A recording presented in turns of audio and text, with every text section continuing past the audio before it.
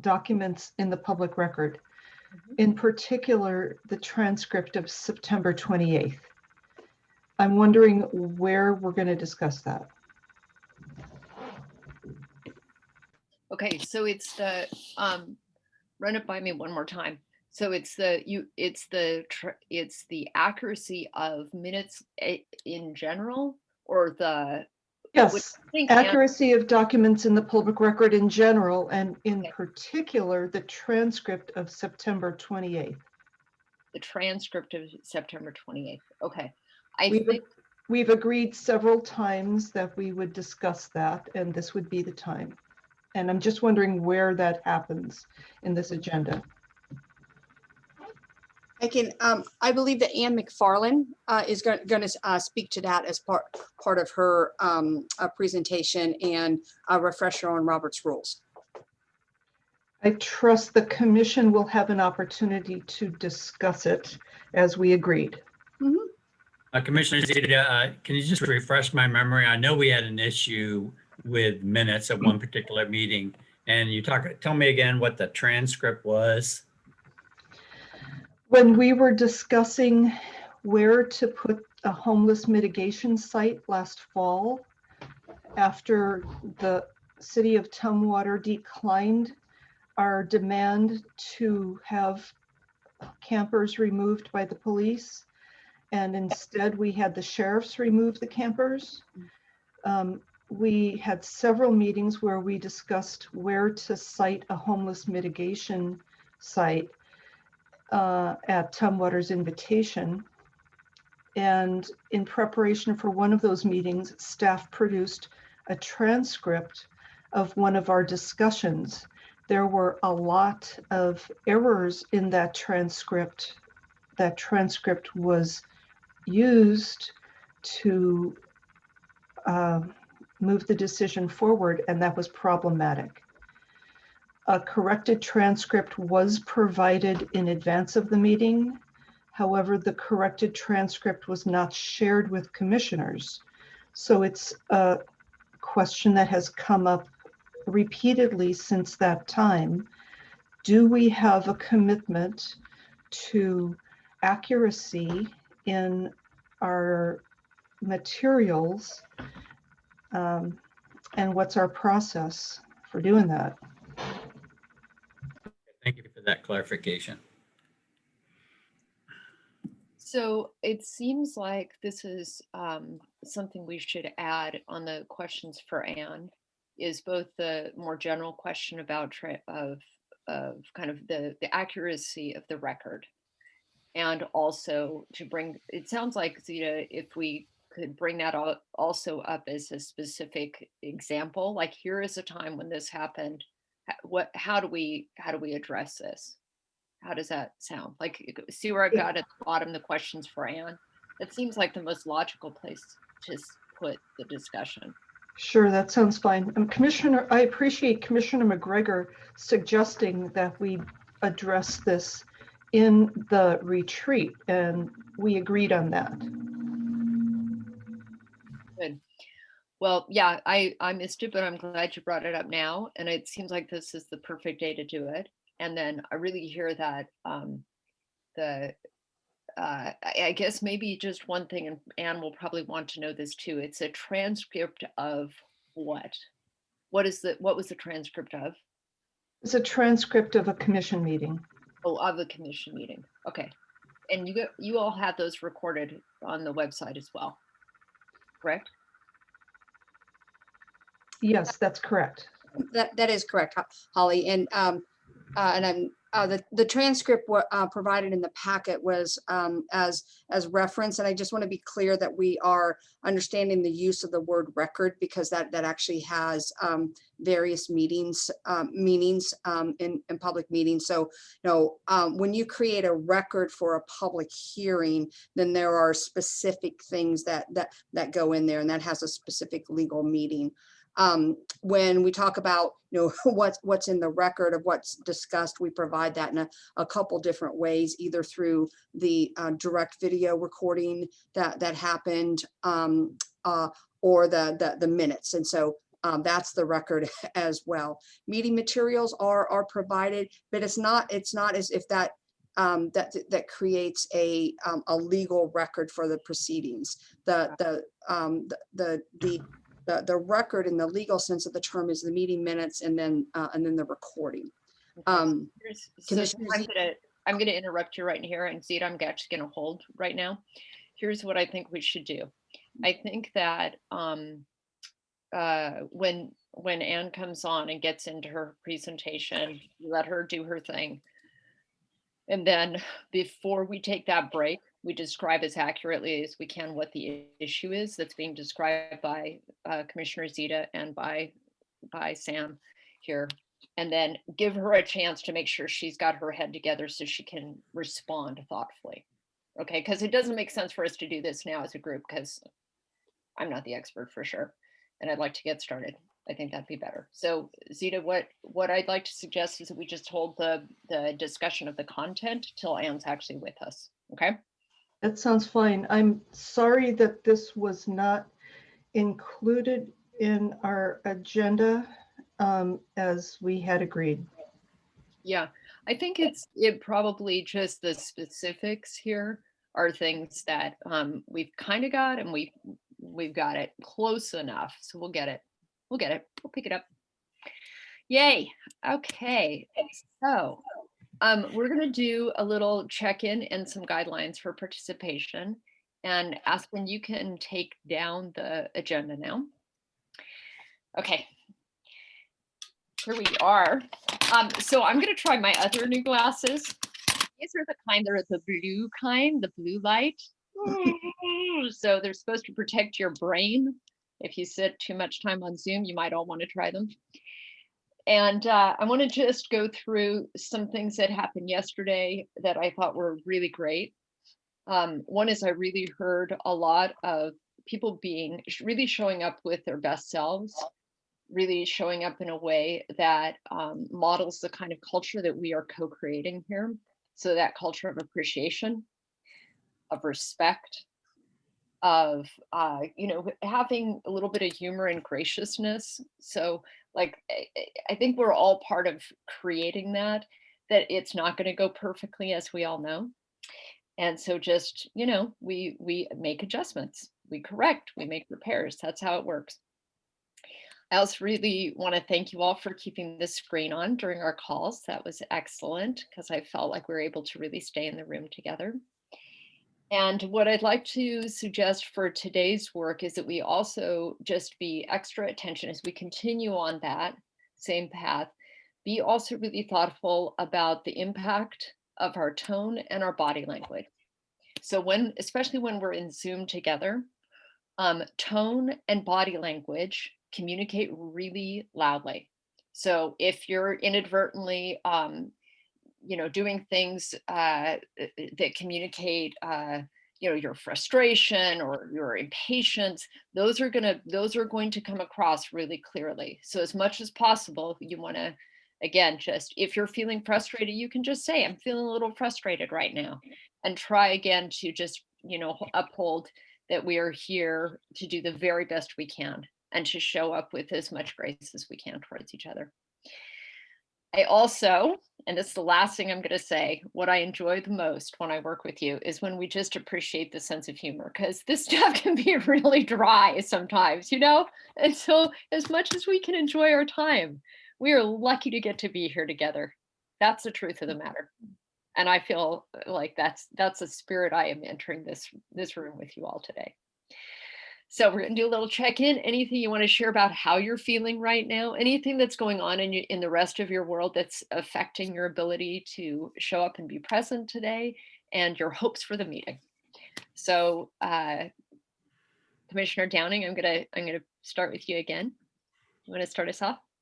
Well, hi, Holly, and hi, fellow commissioners, and Sam and Jerry and Aspen, as well as the attendees. Well, day 2 is always, you might say, more fun because it reminds me when I had the really great job before I came to work for the port. And, we would get on an airplane Monday morning, fly somewhere, and do an examination, a financial examination of a company. And the first day was the only hard day because you're meeting new people, you don't know how you're going to be received. And the rest of the week was, somewhat a lot easier. So this reminds me of that. Day 2 is always, so I'm ready to go way more than I am yesterday. So thanks. Okay, thank you. All right. Commissioner Zeta, you want to go?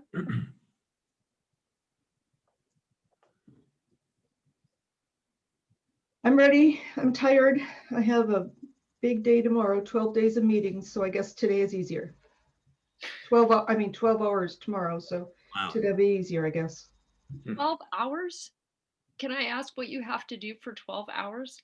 That sounds harsh. Well, TRPC first thing in the morning, and then Puget Sound Toxics most of the day, and then a committee meeting starting at 7 or 7:30. Holy moly. I might have to get you your own pair of these.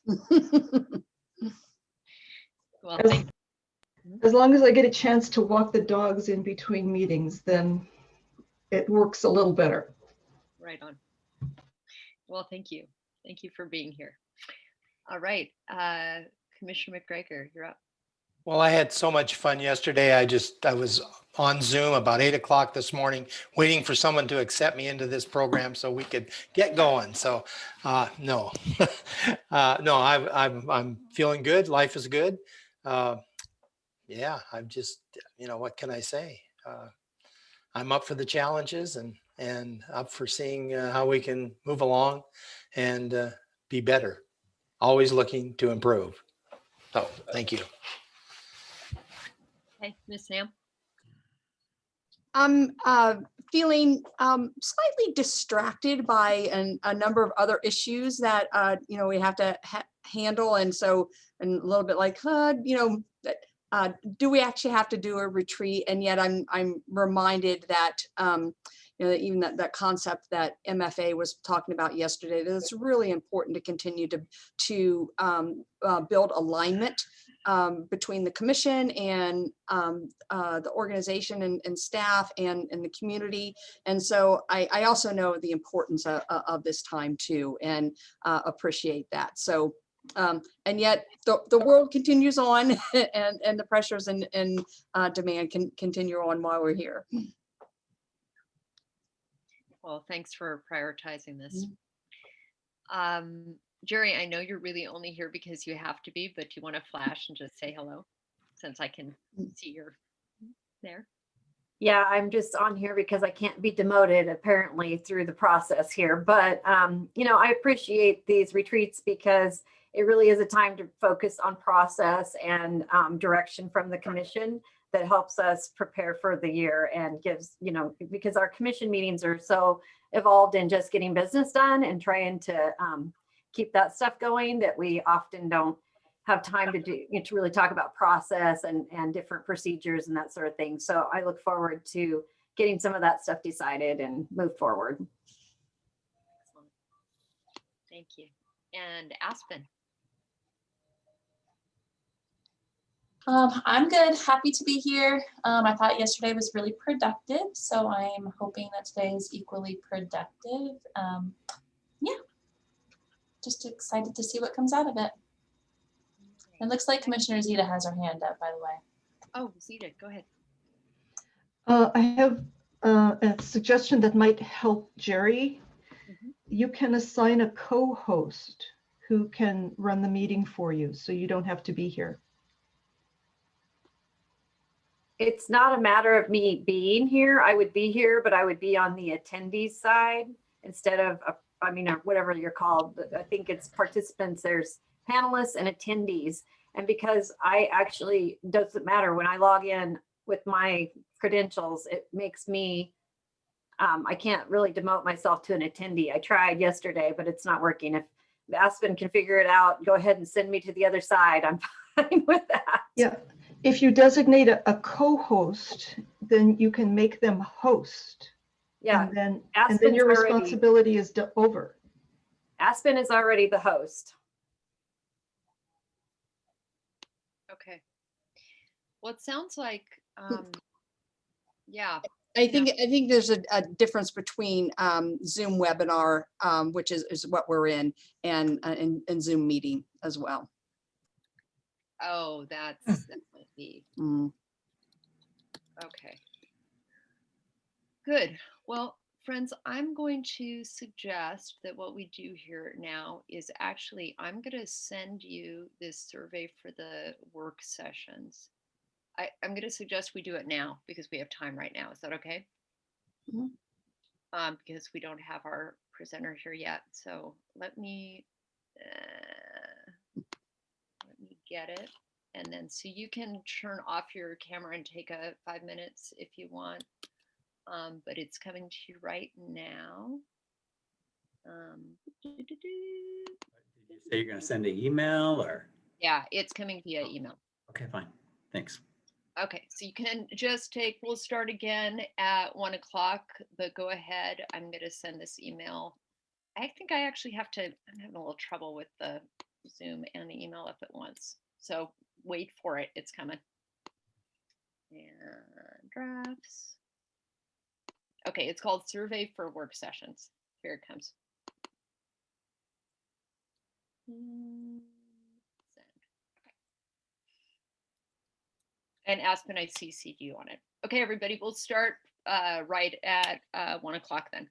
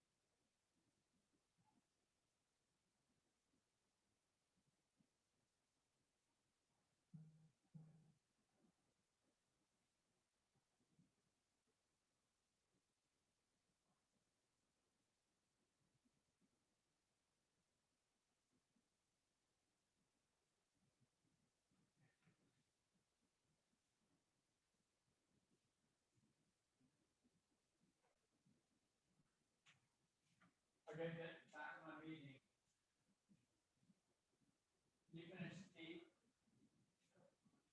It's all set. Once it boils.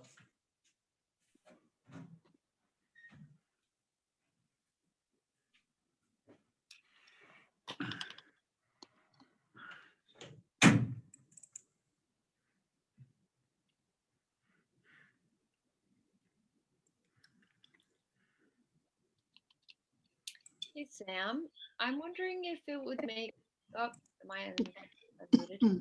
Yeah. Hey, I'm wondering if it would make sense to text Anne. Aspen's already done that. She's emailed her and called her. I mean, we spoke with her last night, so, you know, I'm just wondering. I haven't texted her though. I don't have like a personal cell phone. I've called her on her office phone though. So as long as that's covering all of our bases, unless someone has a different phone number. But yeah, I've called her several times and emailed her. So Okay. maybe she'll come in the next couple of minutes. Right. Okay. Well, how about if, do y'all want to work on the work session priorities? Did everybody fill out the Zoom or the Survey Monkey? Sorry about that. Yes? Assume so. Yeah.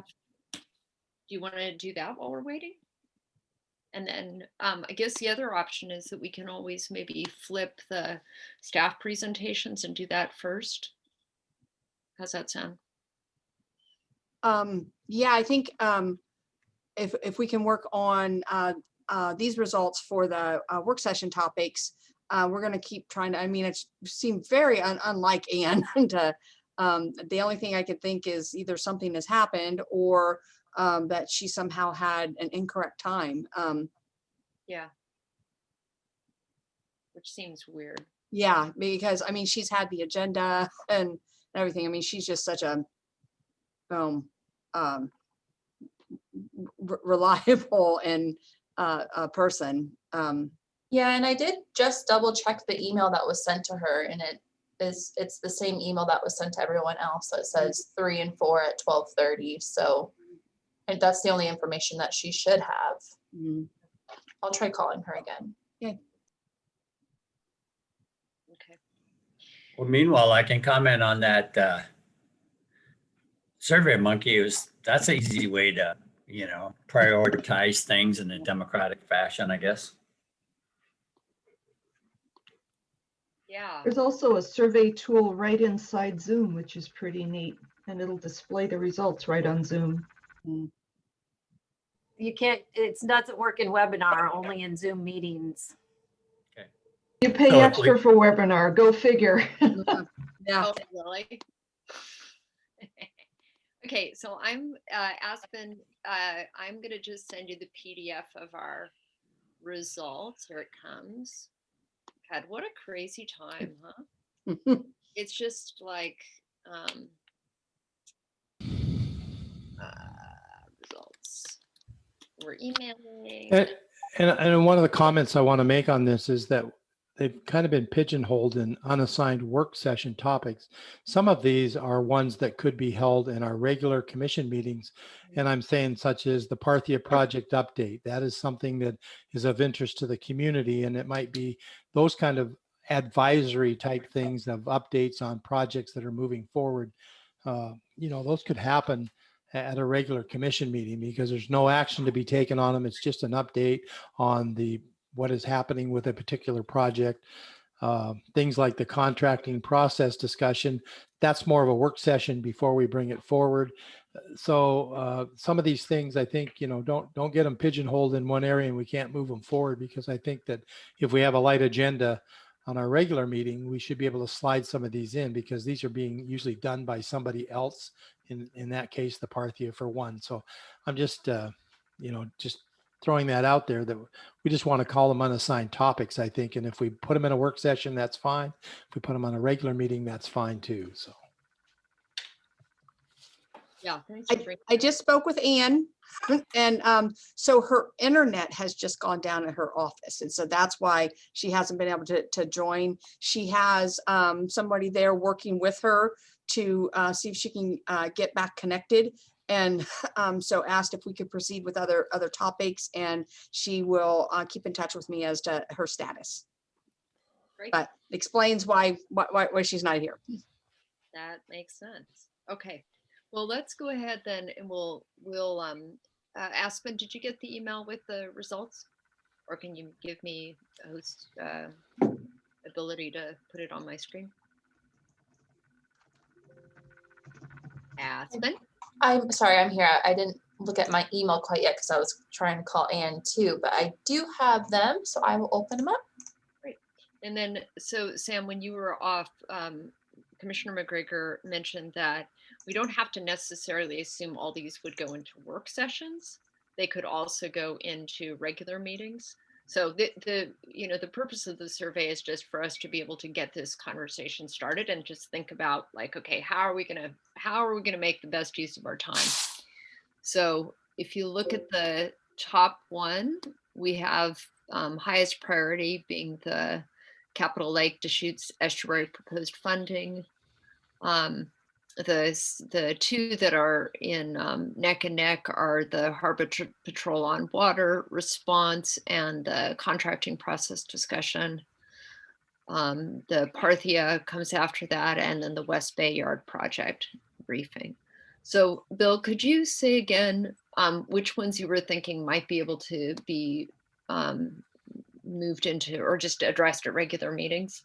Well, the two that come into mind, at least for me, the Parthia project update is something that's an ongoing project, and it could be done at a regular commission meeting so that it's more visible by the public, because it's going to be something and it has been moving forward.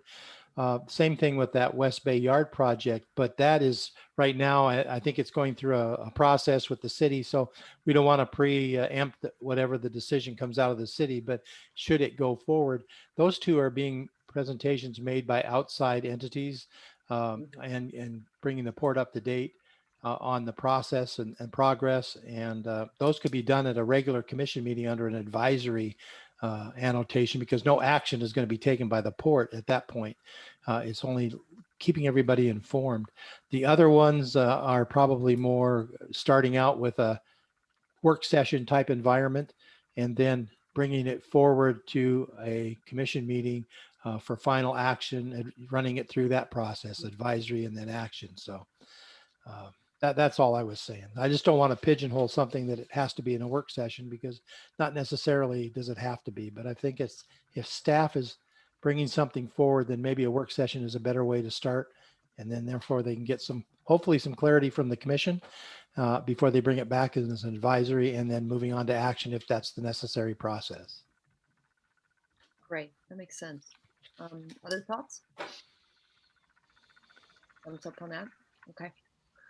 So then what would you, I'm going to throw out then a kind of a concept. Would you say that with this Capitol Lake Deschutes Estuary proposed funding, is that something that you, Sam, I guess this is a question for you, maybe to start bringing that to a regular meeting kind of in sooner rather than later? Does that seem? Yeah, there's a schedule of events that happens outside of our control with the funding and governance work group. And so I believe I don't have that schedule right in front of me, but there are things that need to happen in that work group before there's a proposal to bring back to the commission. So, but as soon as we have that, then I can schedule something with the commission for a briefing on that and discussion and receiving of direction. Okay. And so when I hear you say that, I'm thinking that it could go either or. It could go in a work session or in a regular meeting, kind of just depending. I think this is a work session. I really do. I think it's more will give a better opportunity for the commission to ask lots of questions, probably interact with some DES employees, et cetera. Okay. And it seems like it's a kind of a big topic, huh? Like maybe it would take, like Commissioner McGregor just mentioned, where there would be a work session, and then you could imagine it coming to future meetings as well. Mhm, mhm. Okay. So then if you look at the next two highest ranking with the contracting process and the Harbor Patrol thing, which of those do y'all feel, those are kind of neck and neck? Which of those would you like to address sooner rather than later in a work session? You have feelings on that way, on that? Well, if it were me, I'd rather see the contracting process item dealt with, because that impacts us moving forward on many of the contracts we have out there, on whether we need to rebid or whether it's, within the confines of what the commission feels comfortable with. And so I think that would be and then the next one would be the Harbor Patrol, because I think that's more of a staff generated process that's coming forward to the commission for advisement and possible action. I don't know. So that's how I'd see those two, Yeah, if it and were me. I would concur with that. I think that the contracting process is something that staff could prepare more readily. It's a little bit more straightforward to say, that this is what our process is. Does a commission wish to advise us differently? The Harbor Patrol has some other stakeholders involved in that process, and is a little bit less defined at this moment. So we have first responders from different jurisdictions. And so I just have a lot more parties to try to arrange time, et cetera. So how about, Whatever those, yeah, I'm fine. I'm fine with that order as is that well. good? Okay, so it sounds like, yeah, and I'm seeing thumbs up from Zeta. So it sounds like what we'll do is, as soon as we have the Capital Lake Deschutes Estuary proposed funding, that's a top priority, but there's things out of our control in terms of when we can bring it forward.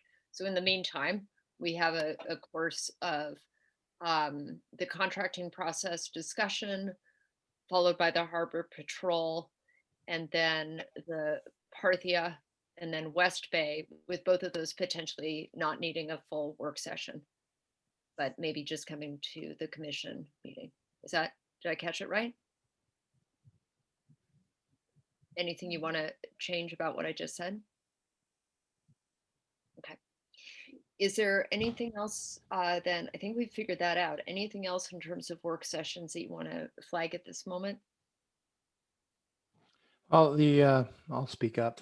The Commission Code of Conduct has been a retreat subject in 2020 and is still sitting there kind of waiting for some kind of movement. And so that is most definitely a work session item, and it might take several work sessions, but at least a work session item that needs to be brought forward so that we can move it along. It hasn't had any, it's kind of stalled, and I think we need to get that off the board, if I can quote that. Actually, I totally missed that one. You're right. So that actually would be like number 3 in concept. Yeah. Yeah. Okay. Good. Well, let's not belabor this then. So if that makes sense. Yeah, Zita? If there are any items unfinished at this retreat, they of course should be added. Good thinking there. Yep. Probably sooner rather than later on that too. Yep. Yeah. So we have nice follow through, continuity. We don't forget what we said. Okay, super. All right, we'll write that up then and make sure it's in the notes. And I'm seeing that Sam just disappeared, so I'm assuming she's probably talking to Anne on the phone. I am wondering a couple of things. So I would love it. I want to suggest that we see if Alan would be ready sooner rather than later. So Aspen, could you pop him in or something, and just we could see Alan? I think you can hear me. Oh, talking permitted, it says. Can you go earlier rather than later? Yeah. Oh, Sam. I have an update. So Anne's internet service it's an area-wide outage, and they don't expect it to come back until 5 p.m. Okay. However, we did just work out, we're gonna figure out how we can get, because her PowerPoint's large, we'll get that over to us somehow, and then she'll call in. But that's going to take us a little while to figure out. So I'm going to go give Aspen her number, and she can work kind of behind the scenes. I think we then can proceed with some of the accomplishments and challenges. But I need just a few minutes to get Ann and Aspen talking so we can get the PowerPoint over to us, because she was going to display it, but now she obviously can't do that. How she gonna get it to us if she doesn't have internet? That is a darn good question. I didn't even Telepathy. think about Gonna that. telepathize it. Yeah. Yeah, she's a telepath. Yeah, I'll weigh in on this one. I think that part of the program is so important for us to move forward, that I think that I would prefer that maybe even rescheduling that portion, because as was indicated with the body language, and I would rather see her as she gives the presentation, Okay. and she can then relate, because I think on a phone it gets a little clumsy, and Yep. people are interrupting without intending to. But anyway, that's what I would say. We just schedule this for another time in order to get the best out of it that we can. So that's my suggestion. I'm just throwing that up. So That's a good idea. Like Holly says, things happen in the Zoom world, and this is a perfect example. Great. Commissioner So- Zeta, did you want to weigh in on that? You're okay? Okay. Okay. I think that makes sense, especially because some of these questions, I know we wanted to have some interaction with her and some dialogue. So let's go ahead and let her know about that. Great. Alan, so I guess my question is for you as staff, if we took just even a 5-minute transition here, we don't want to like break it up the energy too much, but just take Right. a little transition, get Alan and the staff in the room.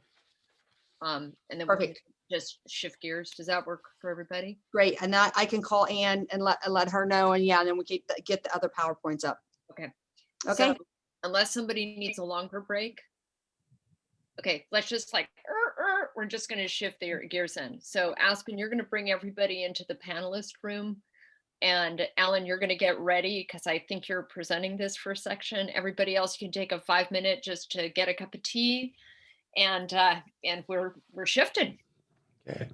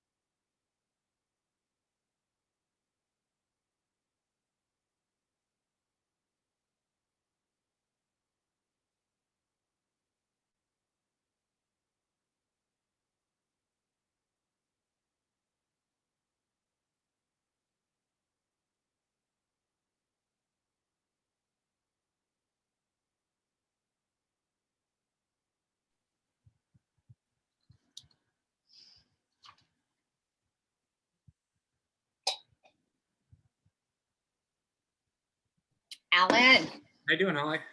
I'm doing okay. How are you? Doing okay. Excellent.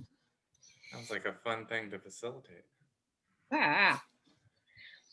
Oh yeah. This is the juicy stuff.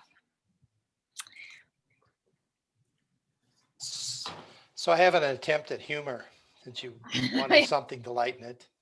Good. I'm ready. Go So for it. right now I'm following Facebook's post that you've probably read. You go like that in your coffee cup, but really what you have is wine in there. So it makes everybody think you're drinking coffee.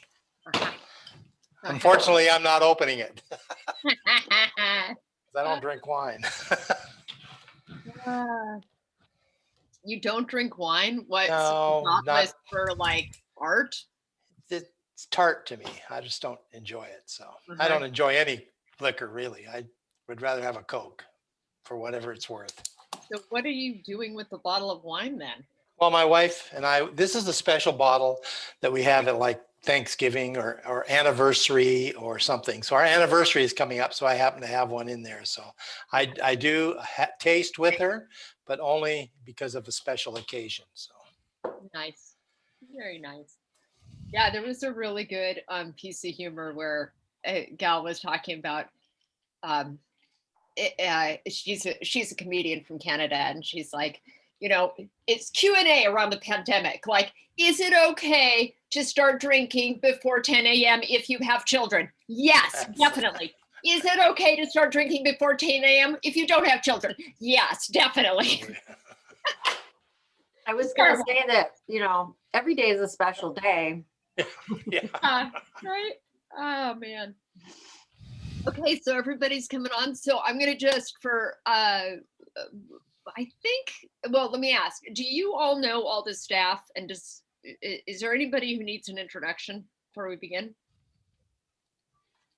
Okay, so everybody, here's little guidelines for participation. So we keep our video on. I also want to really encourage you to stay in the room, meaning one of the challenges with Zoom is it is super easy to do other things and think people don't notice that you're doing other things, like, you know, checking your email or playing with your text or your video games. So I'm going to invite you to stay in the room, be here now, and we're going to have an amazing, exciting, fun, and entertaining presentation from staff about all the amazing work they've been doing, and we'll have a chance to interact and kind of get our sights set on the year ahead. So that's what we get to do next. So everybody here, y'all ready? Yeah? So Rudy and Len and Young Hee, if you can turn on your video, that would be super. If you can't, you know, we'll just enjoy seeing your names. Oh, there you are. Yay. Yeah, and then, you know, we can check out like how the hair is doing. That's always good. Okay, so Sam and Alan, I think this is your opening then, yeah? Yeah. And I'm sure Lynn, normally he must be having some difficulties with his camera because he can normally do that. So, oh, here he comes. Hey, Sorry, I was I had a phone call I had to take, sorry. it's all good. No worries. And, you know, I'm kind of glad that happened because one of the things that, you know, and starting out with the PowerPoint is, and I'll mention this, the first slide is, I think, you know, COVID fatigue comes in many forms, and it's not just that we're all tired of it. It's that we actually lose our sense of depth perception of what does 6 feet really feel and look like. You know, what does, you know, and what is normal any longer. And one of the things that I think that we just really have to keep in mind is that we're still in the middle of this pandemic, and our world is still, you know, kind of turned upside down. And so one is, you know, the flexibility and grace of, you know, when things go wrong, like somebody's internet service goes down and they can't attend, how are you going to flex from that? But also, I think our standards of, you know, you know, our presentation is going to be flawless? Probably not.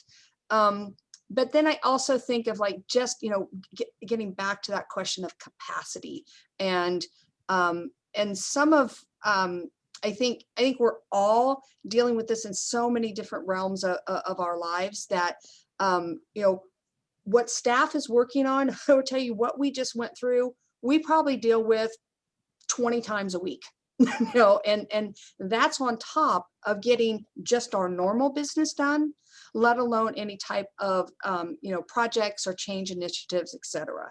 And so, you know, as we move through this, what I'm really hoping is to get feedback from the commission of, you know, do we need to readjust our expectations for 2021? And do we need to say, maybe that can wait, or maybe that can wait till later in the year, you know, or certainly, you know, what is the most important thing for us to be moving forward on?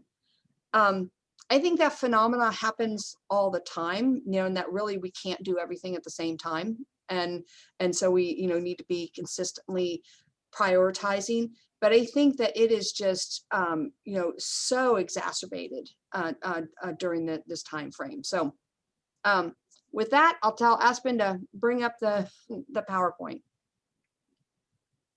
Great. I want to make one other comment that you all know I will stay always on the gallery view so I can scan if somebody is raising their hand, but it is easier on your eyes if you shift to speaker view. So unless you have to see everybody like I do, you might want to shift your view screen to that. Okay, go ahead.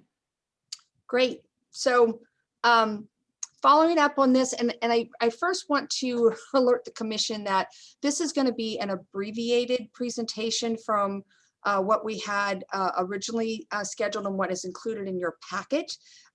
So we've taken some slides out, but we really have provided from every department a sense of their 2020 accomplishments and then some of the challenges that we see moving forward. So you know, if you have questions about that, we want to answer them, but we abbreviated this because thinking that we had a fuller schedule today. I did want to give an overall, and that is, you know, we are in the middle of the pandemic, and that there have been fundamental changes to everything we do. And it's not just that we're doing, you know, things by Zoom. In a lot of instances, we have all kinds of other protocols, safety protocols, how we even, you know, accommodate people in our facilities. You know, we're reporting protocols. I would tell you there are some state agencies that are still requiring a wet ink signature and won't accept a digital signature. Why, I'm not sure, but there's just so many different standards that we're trying to keep up with. Our first emphasis is on safety, and that is in this time, it is hard to ascertain what that means, quite frankly. I mean, what we continue to say is at the Port of Olympia, we follow CDC, state and local guidelines and requirements. And so that means that we wear a mask, we have other sanitizing protocols, et cetera. All of that takes continual reminder, reinforcement, and support for to see that adoption of behavior. We also have you know, we've been able to navigate through that. I mean, we have had one case of COVID kind of come near us, and that was with our security team member, who's a contract member, came down. I am knocking on all kinds of wood because, you know, it's probably by some sheer luck that we have not had a staff member come down with it. We were able to finish up 2020 with you know, we landed in a very good position. I think our, and Young Hee, you can chime in here. I think our report from December is that we are ending the year with about $2.2 million in net operating income. which is over budget. And so, you know, we had to do a lot of just really quick pivoting when this hit, and then just constant recovery and fine tuning of our operations. I'll use the Boatworks as an example. They were shut down entirely. Then they were opened back up. And then, you know, we had to wonder about, you know, when people could get in and out of the yard. They had a high demand, you know, and yet they also had some changes in personnel in there, and yet they've ended the year well. We've also placed a lot of emphasis this year. I think the organization really constantly places an emphasis on organization or on partnerships and community engagement. But this year, we just knew from the beginning that we really needed to remain in very close contact with our partners and be really willing to respond as best we could. And we've been able to do that. And we were early at the table with Thurston Strong. That has been just a tremendous endeavor that has been led by the EDC and the Chamber, City of Olympia, Lacey, Tumwater. And I believe that Thurston County, last time I was told, it was one of the few counties, if not the only county in the entire state that actually got its first round of CARES Act funding completely out and dispersed. And that's in large part due to the Thurston Strong partnership. We've also been able to accommodate the micro houses, the More Right group earlier in the year in the Marine Terminal. Thurston County Roundtable, I participate in that in coordinating efforts and learning about efforts throughout the county. One thing I actually didn't put on here, I thought of later, was the Ag Food Hub, and hats off to Alan for really accommodating that and making that happen. And I think, as you know, you heard plenty about that at our last meeting, but really being able to get fresh, locally grown produce out to families that had lost their jobs right in the middle of the pandemic, I think is just an amazing effort. We've also accomplished the organizational restructuring and have a new member of our leadership team here on the call with Alicia Alvarez, and really placing an emphasis on this unified maintenance approach. And then we've had, you know, major successes throughout the organization. So while we had to, you know, kind of catch ourselves mid-fall, land on our feet, you know, rearrange everything, we've also been able to accomplish some great things and position ourselves for the future. Next slide. And so here we are. And again, emphasizing that we do have that ongoing global public health emergency that just brings us such high levels of uncertainty. I think that I will not hazard any type of guess myself professionally of whether or not we've seen the full ramifications on the global economy from this, and that could have direct impacts to us. We still have a lot of market volatility. You know, we've also seen some opportunities come up with that. You know, boating is one we saw really a lot of high demand, because I think, you know, it was something that people could do with their COVID bubble and get out in a boat and be able to recreate. So as Jim Darling was talking about yesterday, you know, some of the talk in the last, you know, 5 years or so of boating is that people were just really moving away from boating, and yet we've seen this kind of resurgence in it. How long that trend will last, you know, how it will be affected, we're still monitoring it, but it does present some opportunities for us. RV use is another example that has really gone up with the pandemic, and we think that actually that trend will last some, and that's what the market indicators are telling us. Throughout all of this is, you know, how do we maintain our organizational cohesion, our sense of camaraderie and morale, and that we're aligned with our purpose, and we all know what we're doing. And I think it was Jerry was talking yesterday, and I completely concur that the amount of work that gets done in the hallways or just seeing people it can't be underestimated. And so now everything, it takes an overt effort. You have to answer an email, you have to pick up the phone, and we just miss seeing each other, because while we don't always get along, we truly do. This is a group that works hard and likes each other, and so we miss that.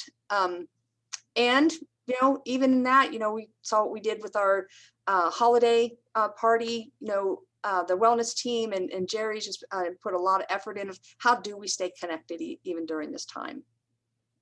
And then, of course, the ongoing challenges of public engagement. And, once again, we went from, I was looking last night of, when we first went into the shutdown, we had our first couple commission meetings by telephone because we didn't have anything set up. And yet we've evolved quite a bit, and we will continue to try to optimize how we engage with the public to keep them informed, and really try to minimize any type of missteps with that. So I do have, while we're not going to go through every business line, I do have a couple examples here of just accomplishments and challenges for the coming year. And so, and they're just samples. If you do have questions and since we have a little bit more time now, we can have another one of the directors step up and answer any questions that you have. But I think I'm going to turn it over to Alan. I think he's next up. Next slide. There we go. Good afternoon, commissioners. You guys are part of a lot of these, but I think it's kind of neat to put them together and we recap the year for it. The biggest thing, and to my surprise, has been the way that we've been able to manage the real estate portfolio with all of the impacts. You received a briefing a month ago on what we have seen when we went ahead and reauthorized the COVID deferrals. On it is we have had only a handful of tenants. I'm not saying that weren't affected, but the ones that were affected enough to the point that it did cause some late payments or some back rent owed. We continue to stay strong with that, and also we've been fluid and been able to make adjustments. Now with 2 out of the 5 tenants that I briefed you on last month. We've been able to come up with good terms where we've actually let 2 tenants out of their lease agreements. They had sureties in place with the port. One of them, I believe the port will probably in the end take some loss, but it is extremely minimal in the whole picture. And I think it was the right thing to do for the port, so we can move forward on trying to market the property along with the right thing for the tenant as well, so the tenant didn't find themselves in just a deeper position being indebted to the port. So we continue to watch that. I do get concerned that the longer this goes on.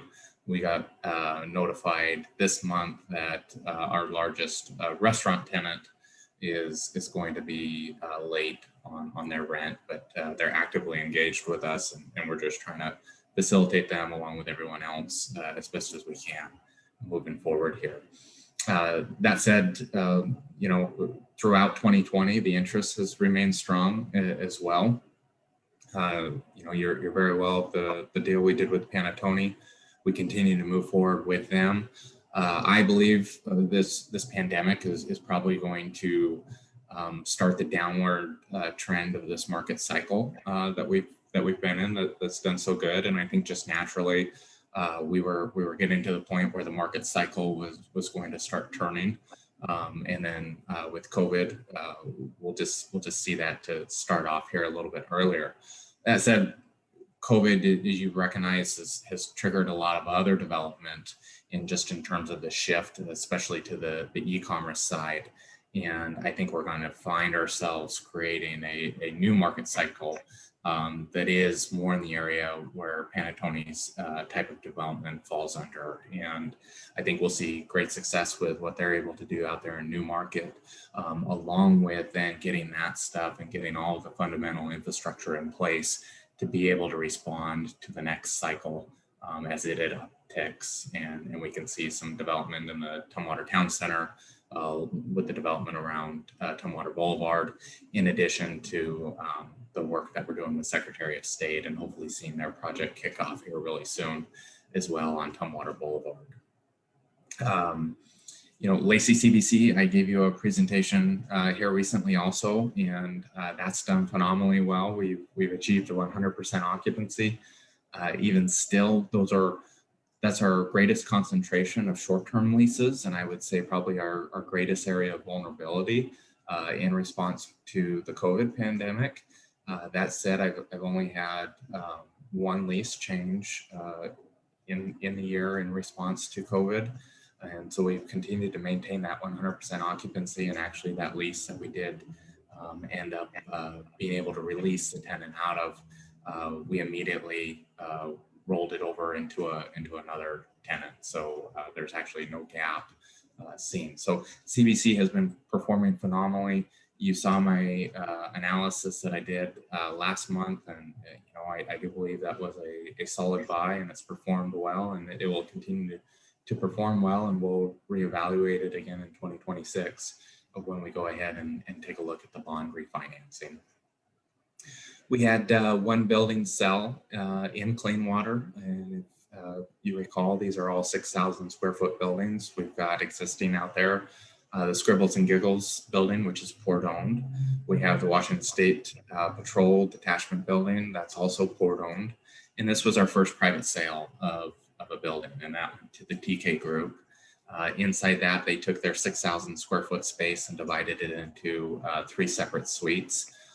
2 of those suites are occupied, and one of them is open for business, opened in the food service area in the middle of a pandemic, which has done well. The most exciting thing that I like about this is this is a private example of what can be done with one of those buildings. And we still have more of these buildings that we want to redevelop. But this gave a private party example, not something with, you know, public resources behind it, and the ability to, you know, do a project with, you know, looser financial restrictions, but, you know, someone that took this on themselves and did it, along with a great connection to a contractor who has now been hands-on and you know, did the complete rebuild. So this has spurred additional interest in the Cleanwater buildings, and we're able to connect them now to, okay, you want to see what's involved with, you know, rebuilding or shelling this property out. You know, here's the private party you can talk to see, you know, their experience, along with, you know, while the port can't recommend a contractor, you know, here is a contractor that has gone through the work and is intimately knowledgeable of what goes on there, and can probably provide a pretty good bid value in the case of that. That said, we've had conversations this week actually with pretty good interest in the large lot next to Cleanwater, along with taking on quite a few of the buildings at Cleanwater. So I'm excited. If we don't get to be able to be out in the public really soon, we're going to do some virtual real estate events where we bring in the broker community and really showcase what we have going on at Cleanwater as far as what's available, along with this recent example too of what's been done. I'm hoping this will just springboard into the development that we want to see out there at this property. Down on the peninsula, I kind of tie in the destination waterfront planning project that we've been working on, that you're well aware of, along with, you know, the RV market study and feasibility study that came back as positive to the port, a low investment with pretty good return, with a very short return on investment period that I think will just be healthy for the port to enter into. And this again can help stimulate the surrounding development. And if need be, if we reach full occupancy out at the peninsula and we find a better opportunity, this is a low impact project that can be easily redeveloped in the future. And if we've got a bigger and better idea out there. We've heard input from the Destination Waterfront group as far as, what they want to see down there. One of my, early on things I heard when I started in September of 19, had a lot of people coming to me saying, oh, downtown needs a better hotel or a boutique hotel and stuff. And we've poked around with that. We've included it in the Destination Waterfront Planning project. And I think when this is all done, we can start looking at some projects to take down and investigate further and see what we want to do there.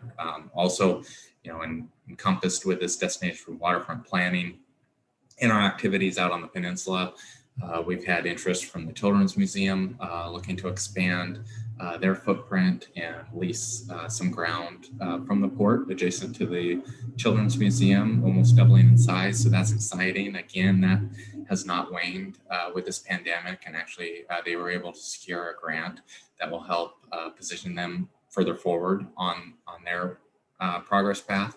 And then also we always have ongoing conversations with our partners at LOT and how the port can help facilitate their long-term visioning process on their needs for essential public service. And then lastly, I was able to steal Jessie from you, and she's been great on the real estate team. And most excitingly too is we were able to grow her career within the port and further her professional development. But she's been a great addition to the team along with Clarita. I do credit both of them for our success during the COVID pandemic. They're very nimble and quick to respond with issues and come up with alternatives. A lot of what we have been able to do with our tenants is credited to them. So I'm excited to have both of them as team members. And that's it. Alan, that's great. Thank you. So I saw a couple of hands. So Commissioner Zita and then Commissioner McGregor, you're next, and then we'll see who else has comments. Yeah, Zita? Thanks for this review, Alan. I have a couple of questions. On clean water, it says sale and lease of clean water building. Can you remind us how many of those buildings are still available?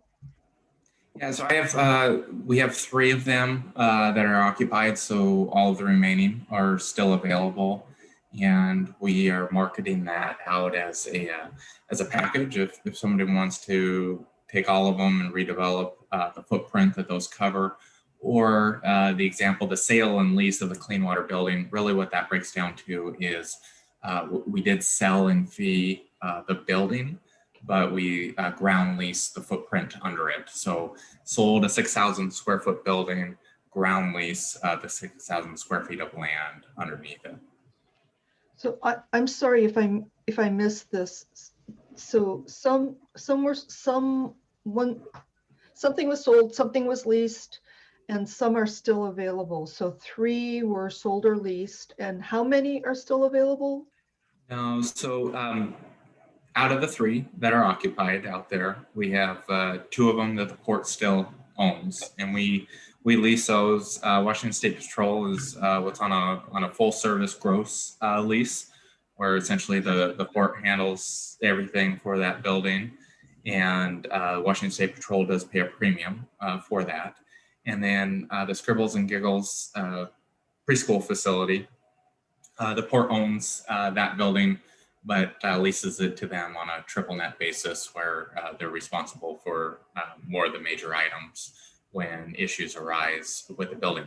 The 3rd building out there, which fronts Tumwater Boulevard, what we did, being that the buildings were at the end of their life and they reverted to the port from a previous ground lease, and you've seen the investment required to really bring those up to the standards. Rather than the port being in a financial position to jump in and make additional improvements to the buildings, we've said, I believe, $20,000 on this building. $20,000 buys you the building.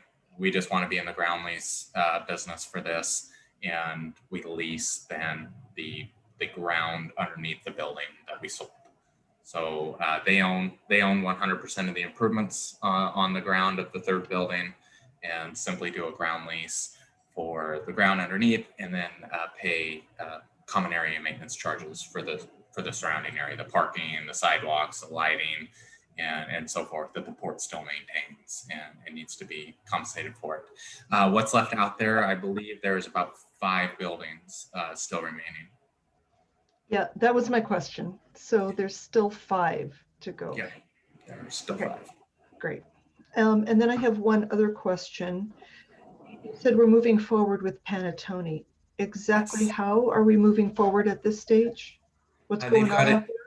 it. They've got an option to ground lease with us, and so they're doing their due diligence work that was outlined in the option agreement, doing water table studies, doing geotechnical investigations as far as is the ground suitable, not just from groundwater tables, but also from what sort of foundations can be supported based off of the geo makeup of the ground, wetland surveys, all of your typical development survey type process that they're doing out there to see if the site is actually feasible for the type of development that they envision. That's pretty wet out there right now.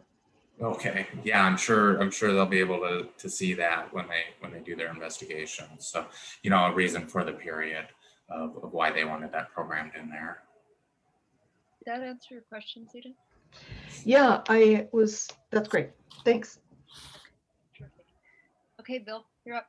Well, I was just going to ask, Commissioner Zeta asked the one on the sale lease of the Clean Water Building, and just wanted to clarify that we sell buildings and lease land in there. And several years ago, when we received ownership, the keys were turned over to us. We surplused all those buildings so that staff would have the ability to sell them off in a quick fashion. So should a developer come and want to do something, instead of going through a very lengthy process, we did that up front. So that was a good move, and I'm glad to see some nibbles are happening. But I had a little background noise over the channel we're listening to here, and I didn't completely understand what you were saying about the skeleton building that had been removed by the person that had that lease option years ago, took that down.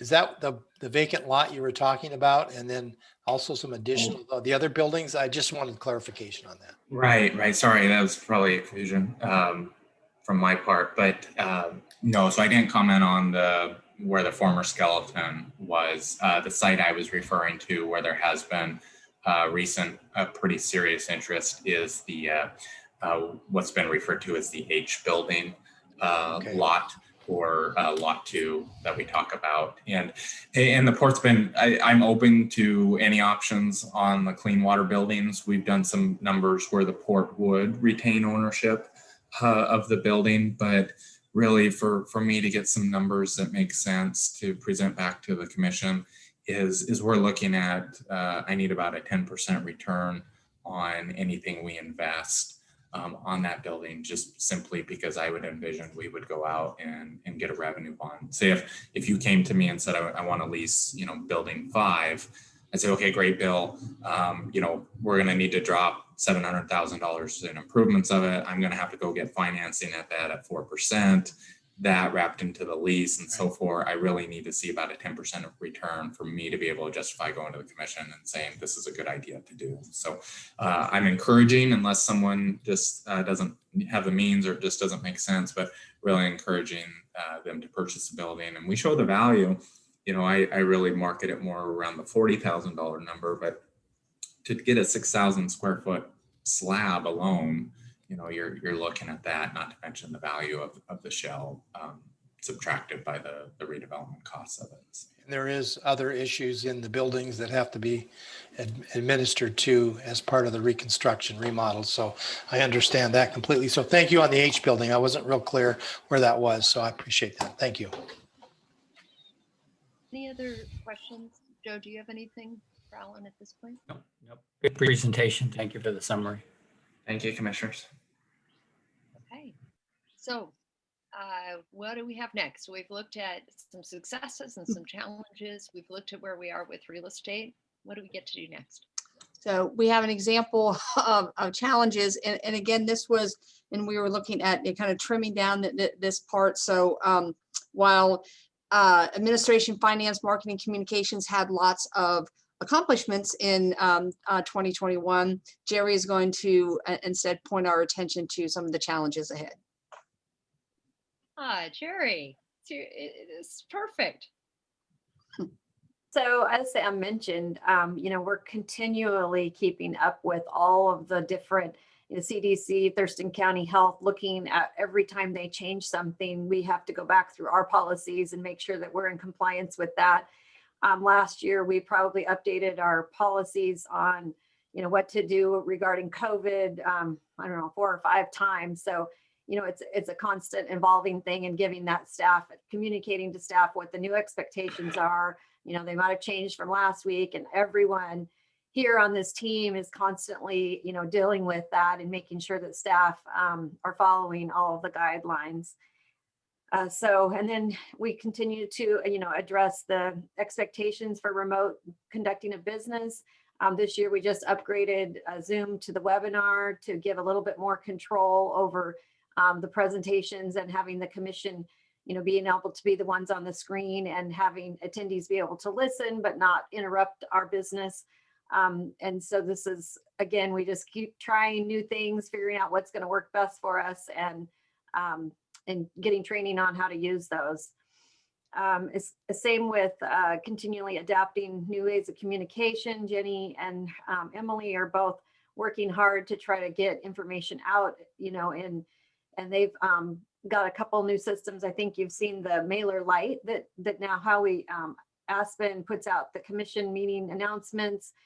It's a nicer look, and it has all the information right there in that email that goes out. So just constantly trying to figure out ways of communicating both internally and externally that, helps everyone get the information they need.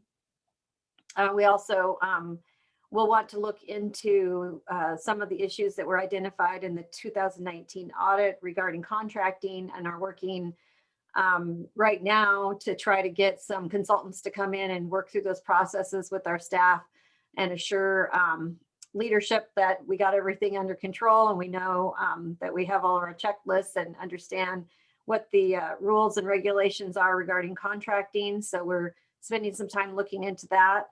And then just we've added a lot of new staff, and so that recruitment and onboarding is challenging when we are in the middle of a pandemic, and just trying to even get people to meet with them in person and show them how to use computers, and keeping our distance. And so everything is a challenge when it comes to what we used to do and how we used to onboard. It's like trying to come up with a new way of doing it. But we have brought on I think 4 new employees, and they're actively working mainly with Alicia and TJ, and helping get some of the backlog of some maintenance stuff done, and just training them. So those are a few of the challenges that we have for coming up for this year, but we're up for the challenge, and we're looking forward to continuing along. Great, thank you. That was great. Commissioner Zita, you're up. Question? Maybe another commissioner would like to ask first? Sure. And folks, you can either, if you notice, Zita's using the raise hand button, which you can do, or you can raise your hand on the screen. Either one works fine. So yeah, go ahead, Bill. I just had a question for Jerry. How, what we try to do is make sure we keep continually training people on as things change and in their workplace, and trying to keep them up. That has to be a challenge for when you're trying to do things in a pandemic where you have to maintain distance and classroom exercises. So are you having success at that, keeping people in a training mode during certain times of the year when they might be able to do something that increases their value and worth to the organization? Yes, and actually we have a policy on some required trainings that have to happen every year. So whether it's, first aid or ethics or workplace harassment or whatever, So we did implement a new system last year, which was called NeoGov Learn, and it has a lot of programs online, so we can assign them to staff to do, and they have to take, a test, and it records their results and sends us a thing back saying that they completed it. So we did use some online training last year, and the training team's been meeting and putting together the schedule for 2021. We're trying to use a combination of both, keeping in mind we, are probably going to be limited at how many people we can have in a room. But for example, first aid really requires in-person stuff. So we're just having to offer more classes to have less people in each one, and still, follow the guidelines that we have. But we are turning to a lot more online training and utilizing that program that we bought. It actually is very good, and it's nice because everyone can do it at their own time, and we don't have to shut down half of the port for everyone to come in for a training session. So it's working out really well.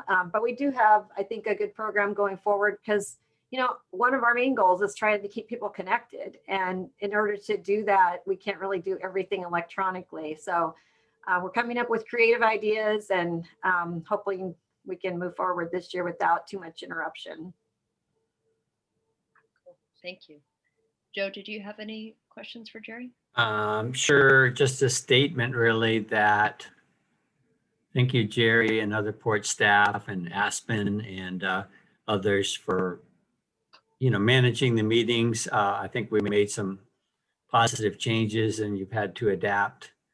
For example, moving from GoToMeetings to Zoom meetings and figuring out how public comment fits in, how the chat function fits in. And so really, you've had to take the way the Port of Olympia operates and then take some canned program and somehow marry the two together. So, you've done a good job so far. So yeah, keep up the good work. It's great. Okay, Zita. So Jerry, I appreciate your describing your creative ideas to keep people connected internally at the port. And of course, another part of our job is to stay connected to the public and to be open and transparent with the public. And we hired a website consultant last year. And one of the goals, if I understand correctly, was to upgrade our web presence and make it easier for people to find what they needed to find about the Port of Olympia on the website. So I'm curious how that's going, since part of this is about communications. I'm still getting a lot of questions from members of the public about how do I find the meeting link, like for this retreat. That was a problem. So how's that website update going? Jenny will be reporting on that here shortly when we go through our tasks for this year. So she can give you a more in-depth about that, but it's going and it's soon to be done. I know that she's just finishing up some of the last parts of it. Most of the business units are done. We're just now working on the administrative side. But she can give you a more in-depth explanation of where we're at with that in a little bit when we go through our task assignments. Okay, and then one other thing was, that's great. I see that you're resolving the issues identified in the 2019 audit. The state auditor issued findings on us for the last 2 years, and also gave us warnings about other aspects of financial performance. And so this is an opportunity to work on those. And also, now that we're working with Maui Foster Alonji, if we are doing the kind of analyses that they recommended, like the margin versus mission and doing the multi-year projection on our financial measures, we have an opportunity to have a clearer understanding of our strengths and weaknesses regarding finances and to move forward better. Great. Okay, thank you for that. And yeah, so resolving the issues that were identified in the 2019. And Zita, I think you said there were 2 years of audit findings, so 2018 and 2019, 2 years. So it sounds like the staff is addressing those, and that with MFA, we can keep on even getting better. As Bill said at the beginning, it's all about getting better. Wonderful. Okay, are we, Jerry, anything else you want to share before we move to the next? Okay, let's, oh, we did the questions. Check, already a success. Okay, who's up now? So now we have, we can move into presentation of the work plan. If we want to move directly to that, I don't know if we wanted to take a break or not, you know, our agenda and time frame for today has gotten shaken up a little bit here, but I think we can move forward with briefing the commission if everybody's ready. Okay. Do you feel ready to keep going? Does anyone need a break right now? Good to go? Okay, let's keep going.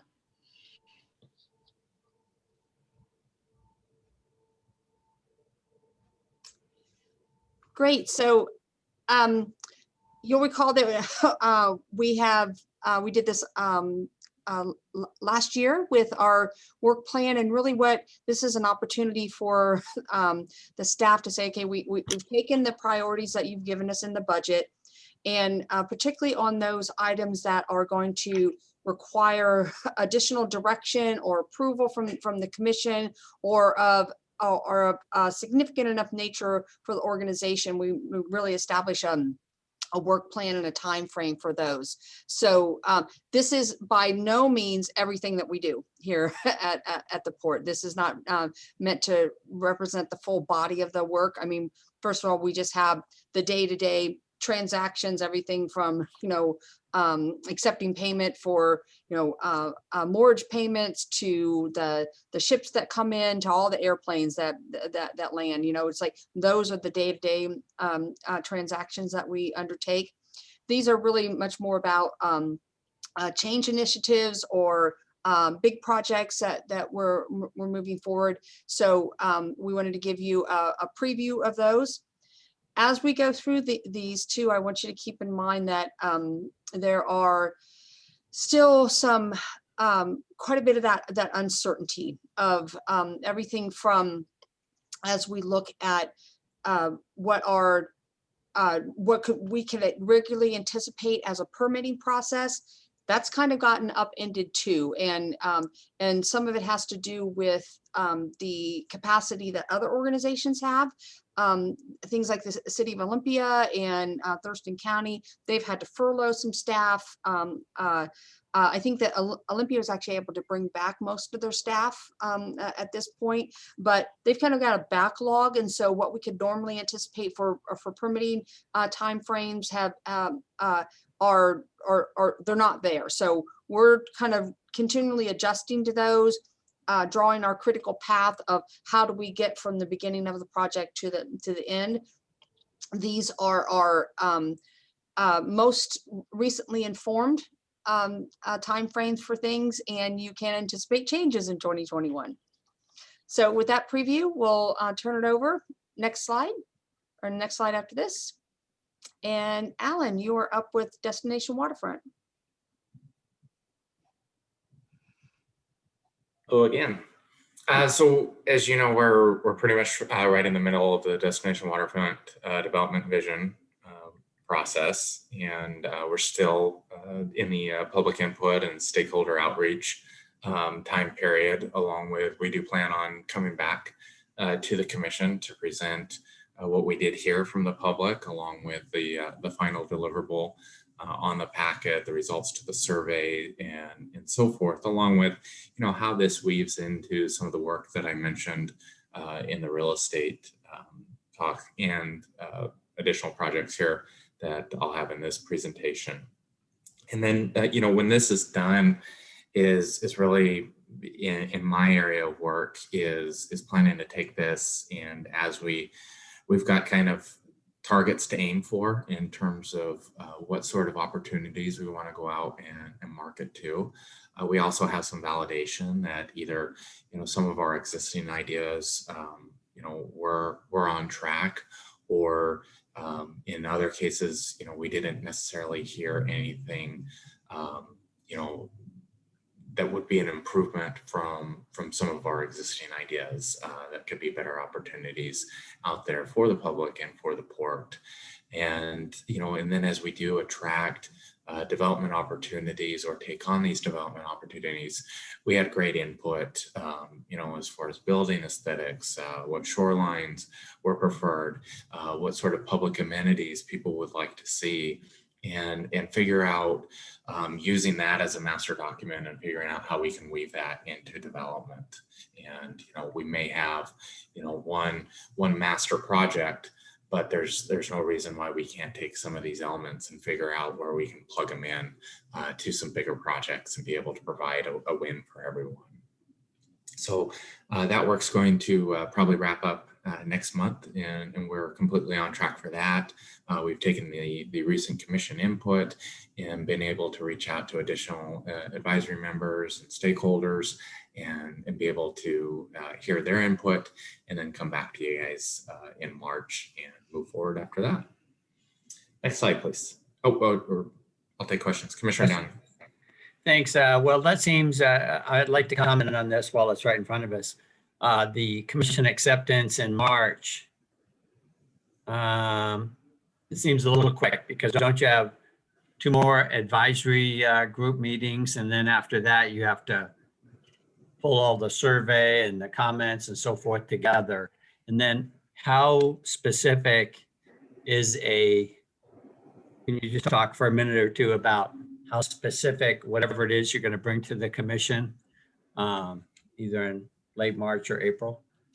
So our deliverable to the commission, and we have been moving along on schedule. We were able to program in additional meetings after the commissioners wanted us to reach out to other advisory members. We were able to reach out to them, get responses from not everyone, but we've tried figuring out where we can find an acceptable fit and continue that outreach and get them back responsive. But we have those programmed in, and then the deliverable to the commission that we'll be able to present is similar to what you've seen, but more finalized and refined. So you're going to see a lot of the same material that you've seen, but it's going to be concluded with the final input from everyone, with the final survey results, and how we can utilize that moving forward. So I have to give credit to Thomas Architecture. They've been, I think, a great partner in this project, and the reason why we've been able to stick to these time periods, just because they're so responsive and quick, and been able to adapt to what we wanted to see out of them for the final deliverables. Well, so for example, you might say in the deliverable, you might say, build a new marina office and put it here. Well, we've got the plan, as far as the master development plan, and there's nothing set in concrete with it. It's, if you recall, during one of the update presentations, we identified the areas as, this is what we heard input from, and these are the potential uses. For the admin building, we do have the lot identified, and that was a proposed use for it. And then also we dug down deeper from an operations level, working with TJ's team, knowing that they're going to be in this new building as well, and figuring out, okay, since the marina is a component to this building, where does the marina office need to be? And that kind of steers where the rest of the administrative building is. But yeah, it's not going to be, this is exactly what we're going to build here at this location. The admin building does have a little bit more concrete to it, but the other sites these are 4 various options that we heard from the public. And, that leaves it open in terms of my top priority as business development director to where to reach out to and try to market these opportunities. And then if we do get a response, we know, okay, we're still going to be open to anything, but I know, out of those uses, these were top priorities that we heard from the community, and these are really what we should be actively going out to get and really responding to. If we hear something else, for sure, we're going to consider it, but let's really focus our energy in these top potential uses for those locations. Okay, so it sounds like that, if I'm understanding for Joe's question, that moment of commission acceptance is that these are the top priorities. The commission will be affirming that those are the top priorities, which will then guide staff's work, right? Based on the input that you've received, recognizing that there may still be some changes, but that will guide your work moving forward. Yeah. That's And what this, the commission will be accepting. Okay. and this is another area where, you know, we felt vision was really an appropriate word for this, because it really does, especially as me in the business development seat, really guide of where we go, in knowing that, you know, we're not taking on a project that, you know, we're going to hear a lot of opposition to. We've got the foundation of, you know, we went out and we heard input from the public for these various uses, and feel good about what we're taking on. Okay. So Ellen, you have more slides on this, right? I do. Okay, so are folks good? Can we see the next ones? Okay, go ahead. Next up is the RV resort. And this was one of those examples, you know, everyone's well aware we've had the RV resort programmed into our capital budget. And that was before we went through the waterfront visioning process. But I can tell you with full certainty, and from my position is, you know, we decided, okay, let's slow down where we're at on some of these. Let's let this vision process complete itself, so we can make sure that we're not jumping into something and missing some other opportunity. And while I admit we saw mixed results on RV resort, when I did have the opportunity to explain the people that I spoke to one-on-one, that expressed just, you know, general concern, saying, you know, is this the best thing for the port? Is this the best thing for the location? When we're able to walk through and highlight, okay, this is the specific property. These are the constraints we have on the property. This is the value the RV resort brings to the community. This is the value the RV resort brings to the marina, along with this is the value the RV resort brings to the port for financial sustainability.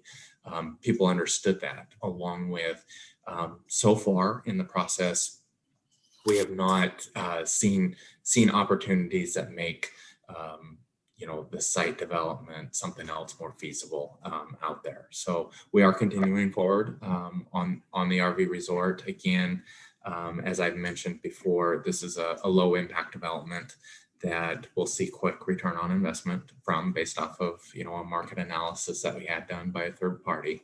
And if a better idea does come along a few years from now, and we feel that we've seen our return and we can provide a better return or a better value to the community and the port, by all means, you know, I'm open to anything that makes sense, and do go forward with an open mind. So we've approached this project the same way throughout the visioning process, and been very open to other ideas if people have them, and consider that. Again, I have not seen anything that believe does make more sense for the specific parcel that we've seen. So we are slowly moving forward on that. Part of the stuff that Sam alluded to with some slowdowns within the City of Olympia is the RV resort does require some modifications to the local code, along with shorelines.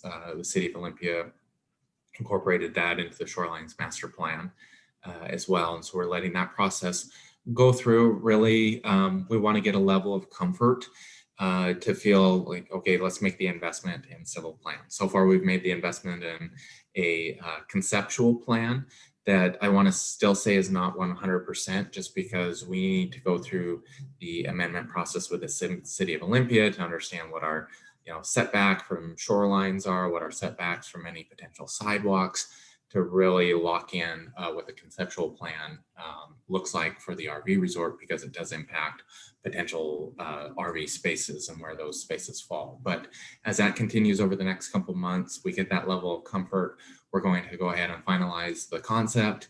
And we probably do have a touch-in point with the commission, and then proceed forward with our designs, plans, and specs, and get our civil plans put in place, so we can go ahead and go out to bid. We do have Thomas Architecture helping us in addition with amendments and permitting with the City of Olympia. They've developed a pretty good timeline that we just saw this morning that we liked, and continue to move forward. Also, with locking in a concept, with locking in a plan, and the ease now with everyone getting comfortable with this virtual world. If we can't do it in person, we sure want to hold some virtual events where we can brief the public what we've done, along with being able to show this work through the waterfront vision. This is a project. This is what we heard in the waterfront vision. These were the elements that we were able to take out of the waterfront vision and put into this project, and provide the value to the community. And then hopefully here, when we get through this process, be able to break ground at the appropriate time frame. Really, we'll probably get into close towards the end of the year and see what's weather dependent at that point. Got it. Great. Okay, any questions on the RV resort? All right, let's keep going. Oh, I'm sorry. Yeah, Zita. Ellen, can you tell us a little bit more about the ways in which our proposal conflicts with current city ordinances about the shoreline? So currently in the shoreline, the SMP, RV resorts were not a use outlined in the shoreline plan. Even prior to this point, this wasn't necessarily a direct request that the Port of Olympia sent into Olympia, but during their latest revision process, that was a use already on the table that they were adding this. Go ahead. Thanks, Sam. Yeah. And so I think it's the land use tables and shoreline master planned tables of permitted uses. Those enumerate various uses. They are oftentimes incomplete or not specific enough. And so I would not say that this use conflicts with it. It's just that it wasn't specifically enumerated.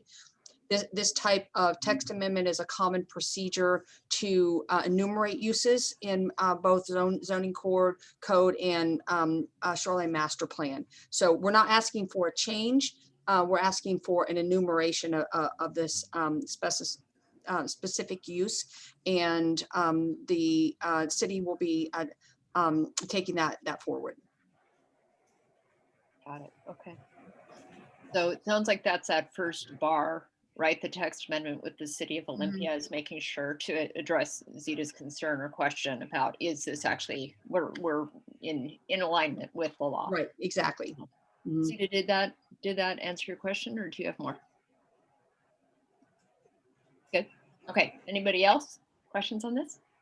All right. Fun. All right. Marina and Administrative Office. Who is up for that? With this, and it's very similar. Okay. You are. It is such a pleasure. You are really good at describing specifically these projects. And I also just want to create an awareness of time. Okay. Right. Holly, is that your nice way of saying speed it up? All right. So, all right. Next up, we've got the Marina Admin Office. Very similar to the RV park as far as how the destination waterfront vision has impacted this. We have moved forward with doing some work on conceptual design. Another big reason for a pause on this project, not a full pause, but just kind of, hey, let's see how things shake out, is not knowing what the work world will look like here post-pandemic, not just for port offices, but most importantly, as this building does have planned to lease other professional space in it, along with lease out some ground floor opportunities for potential retail that supports the marina or other retail that provides a draw down to the peninsula, and then also letting the waterfront vision process play out. So we're letting that continue forward. We have had some great input from the waterfront vision that is going to tie directly into the admin building in terms of what it provides, along with the aesthetics of it. So that's pretty exciting to see, but we're going to get that kicking forward here as soon as the vision process wraps up, finalizing conceptual design, be able to present that to the commission and the public, and then move forward on actual building design and towards construction. Any questions? And Well done. Smooth. Okay, any questions, commissioners? I would just add to this, of course, the commission is aware that, we are moving forward with the concept of having some nonprofits and mission-driven organizations be in the space with us, and have begun the effort. We've met with a couple legislators already and have received I'd say a very warm and enthusiastic reception from them. No guarantees that it'll actually make it into the capital budget, but we thus far our reception has been very positive. That's great. Okay, let's keep going then if we can. Yeah. Habitat Conservation Plan. Who's up for that? That is Rudy. I guess that would be me, yes. And as commissioners, you're familiar, the Habitat Conservation Plan is going into, I think it's 5th year now. We see some light at the end of the tunnel.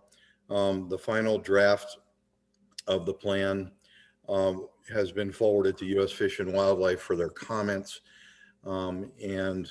Starting in March, we'll be doing the stakeholder outreach.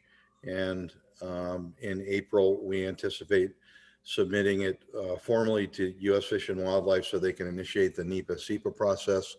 They are the lead on the NEPA process.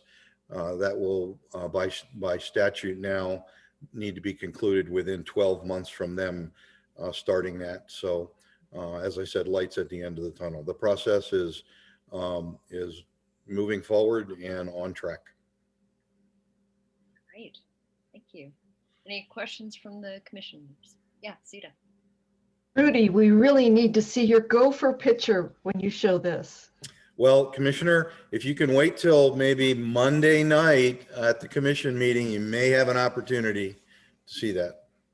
I saw one in my pasture just days ago. It's the first time I've ever seen a live one in our pasture. I was moving a pile of wood chips from a dead tree, and it actually ran across the top of the ground. I've only seen dead ones that the animals have caught before this, so that was amazing. Yeah, I've actually seen one live one in my 16 years here. So yeah, it's pretty special. Wow. I just have one question or request. When the final draft plan is submitted and the NEPA-SEPA is started in April, I trust that commissioners will be able to see that plan, that will be notified and given a link to it. yes, Commissioner, that's absolutely correct. Great, thanks so much. Excellent. Okay, anything else? All right, thank you, Rudy. Let's do the next slide. Oh no, it's me again. Ah, So the airport master plan is underway, and I would describe it now as everything that's been going on up until now is more back of the house activities with FAA and internal processes. We had been doing the RFQ previously, and we had to go through FAA approval of the draft scope and fees, and then eventually an independent fee estimate that had to get done by an independent firm and then submitted to FAA for concurrence. And now the contract has actually gone to the consultant, and that will be the subject of an advisory at the next Port Commission meeting, and moving forward with that. Once the consultant is on board and officially kicks off as the under contract, they'll start to establish the website. And there are about 9 tasks. I've only listed 2 here for significance, but about 9 tasks that the multiple members of the team will start working on simultaneously that overlap throughout the year. But the key one that starts off in March is the inventory and assessment of the facilities currently as they exist. And then as that process moves forward, one that will be very robustly dealing with is public engagement and involvement and what that plan will look like moving forward. So. Okay, any questions on that? Yeah, Bill, and then Zita. So are we able to see the scope of the RFQ? Are we able to see what these 9 tasks are now? Yes, Commissioner, I can send those to you. That would be great. I'll send them to all the commissioners. That's great because Yeah. people who live near the airport are interested. Right. Thank you. And I do want to comment on that, Commissioner, and that is airport master plans are governed by the Federal Aviation Administration, and the scope of a master plan for the airport, the Olympia Regional Airport, looks exactly like the scope of a master plan for any other airport in its category. So it's not something unique to us. It's prescribed by the FAA. These are the categories, and that's how they judge the amount of work that goes in and the scope and the fees associated with all of those. So. Thank you. Bill, did you have a comment or a question? You're, I think you're muted right now. That better? There we go. Yeah, I'm working off 2 screens, so trying to be technologically advanced, and I think I'm retreating right now. But in any event, Rudy, just to clarify something, that the contractor that'll be chosen has to be an FAA approved contractor. I mean, they have a list of contractors that normally do these, and that's how the process will be bid, is through an FAA approved contractor. No, it's not. It's really a question of language there.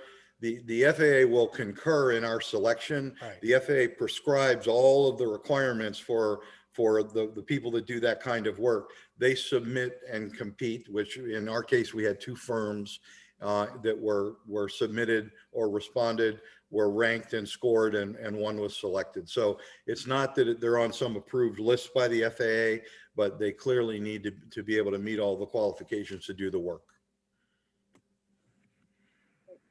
Joe, did you have anything? No, I'm good. Thank you. All right. You good on this one? Okay, marine terminal lease negotiations. Okay, I think that's me. Good afternoon, commissioners. So an item from the WAP settlement consent decree included revising marine terminal tenant lease terms to include stormwater agreements. COVID challenges created a force majeure situation to change the original timeline for that requirement. So as such, port staff has been working on these lease provisions and intend to bring them back to the commission for your consideration in May. Wow, I think you get the prize for succinct today, Len. Well done. Very, very artful. Let's see if do folks have questions or comments they'd like to make. Commissioners? I have 2 questions. One is, so how much back and forth is there with Weyerhaeuser on this? In other words, how many negotiating sessions? And 2 is only loosely related.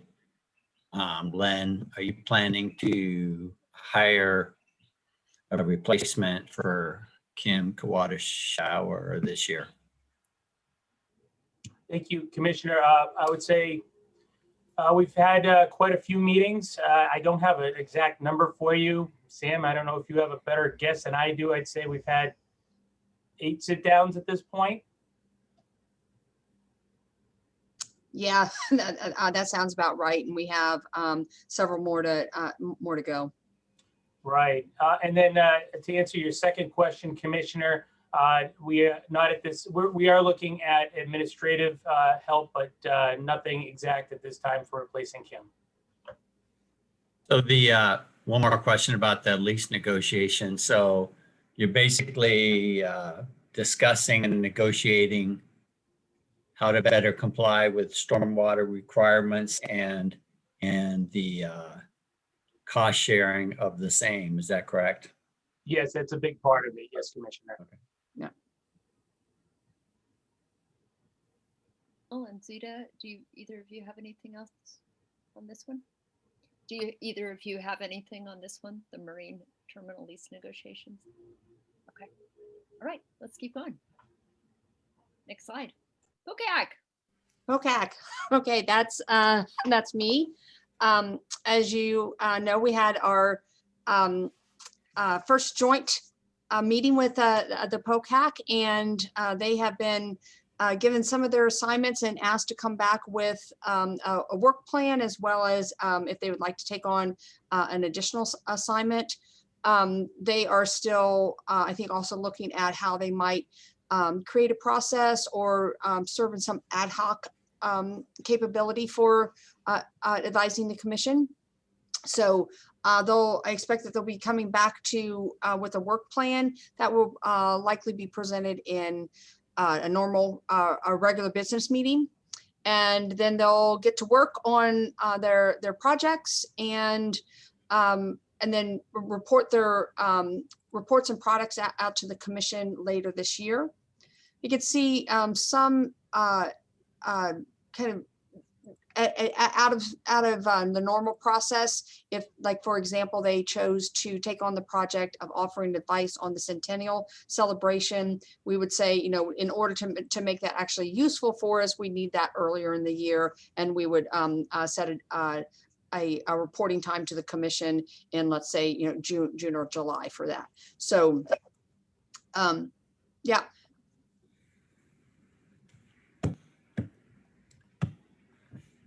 That's it. Okay. A question for Sam. So when's their next meeting? When they're going to sit down and talk about the put together work plan for us? I believe it is February 16th. Is that, Aspen, are you on? Yep, Zita says that's correct. Yeah. Yeah, that is correct. Sorry, I had to unmute myself, but Yeah. yes. So it's the evening of the 16th. And as you know, I am attending those meetings now. Right. Okay, anything else on POCAC? Yeah, Zita. Yeah, Zita, go ahead. Am I on, Holly? Yeah. Okay. You know, when we were hearing from Mel Foster-Alonji yesterday, they were talking about how to prioritize tasks and looking for things that do good for the community and look to the future and meet our foundational goals. And these two things that we sent to the POCAC, I think, hit a lot of targets. We sent broadband planning to the POCAC and climate mitigation. These are challenges and opportunities. They both connect to economic development, and they both connect to community service. So I think that these are good projects that we sent to the POCAC, and they fit right in with the kind of projects we should be looking for based on Mel Foster-Alonji's guidance. Thank you. Yeah, they're juicy ones. Any other comments on POCAC? All right, let's keep going. Ooh, economic benefit study. Who's up for I this? guess that's me. Right now, we'll be bringing, I think it's on February 16th, to the commission work session, the scope of the project. The commission adopted $25,000 in the budget for this project. Just looking back at previous years, it was up to like 40,000. So we definitely need to keep the scope of this project clear and concise and in line to match up with the previous reports, so that we can get that comparison from what we've done in the past. And so really looking to tighten the scope of work for this so that we can get something done with the 25,000 that was approved. So I'll be bringing that to commission just to confirm that scope of work with you. Then we'll go out for an RFP, issue that RFP, and whether or not we come back to commission for approval or just advisory will depend on how much that RFP comes back for. So if it's less than 25,000, that's within the scope of the executive director. If it's more than 25,000, then it will need to come back to the commission, and you'll need to authorize more funding for the project. So we'll be doing that hopefully in April, first part of May, and then they'll have that time through the end of September to go and complete the report and then come back and present it to the commission in October. So that's the timeline for this, but you'll be hearing more about it here at the February 16th meeting. Excellent. Okay, Zita. So this is great, Jerry. Thanks for moving this forward. This is really important work. Fits in with MFA's recommendations, and we need to do this every few years. It's been at least 5 years now, maybe 6. 6. Yeah, 2015, we heard the presentation in 2016. So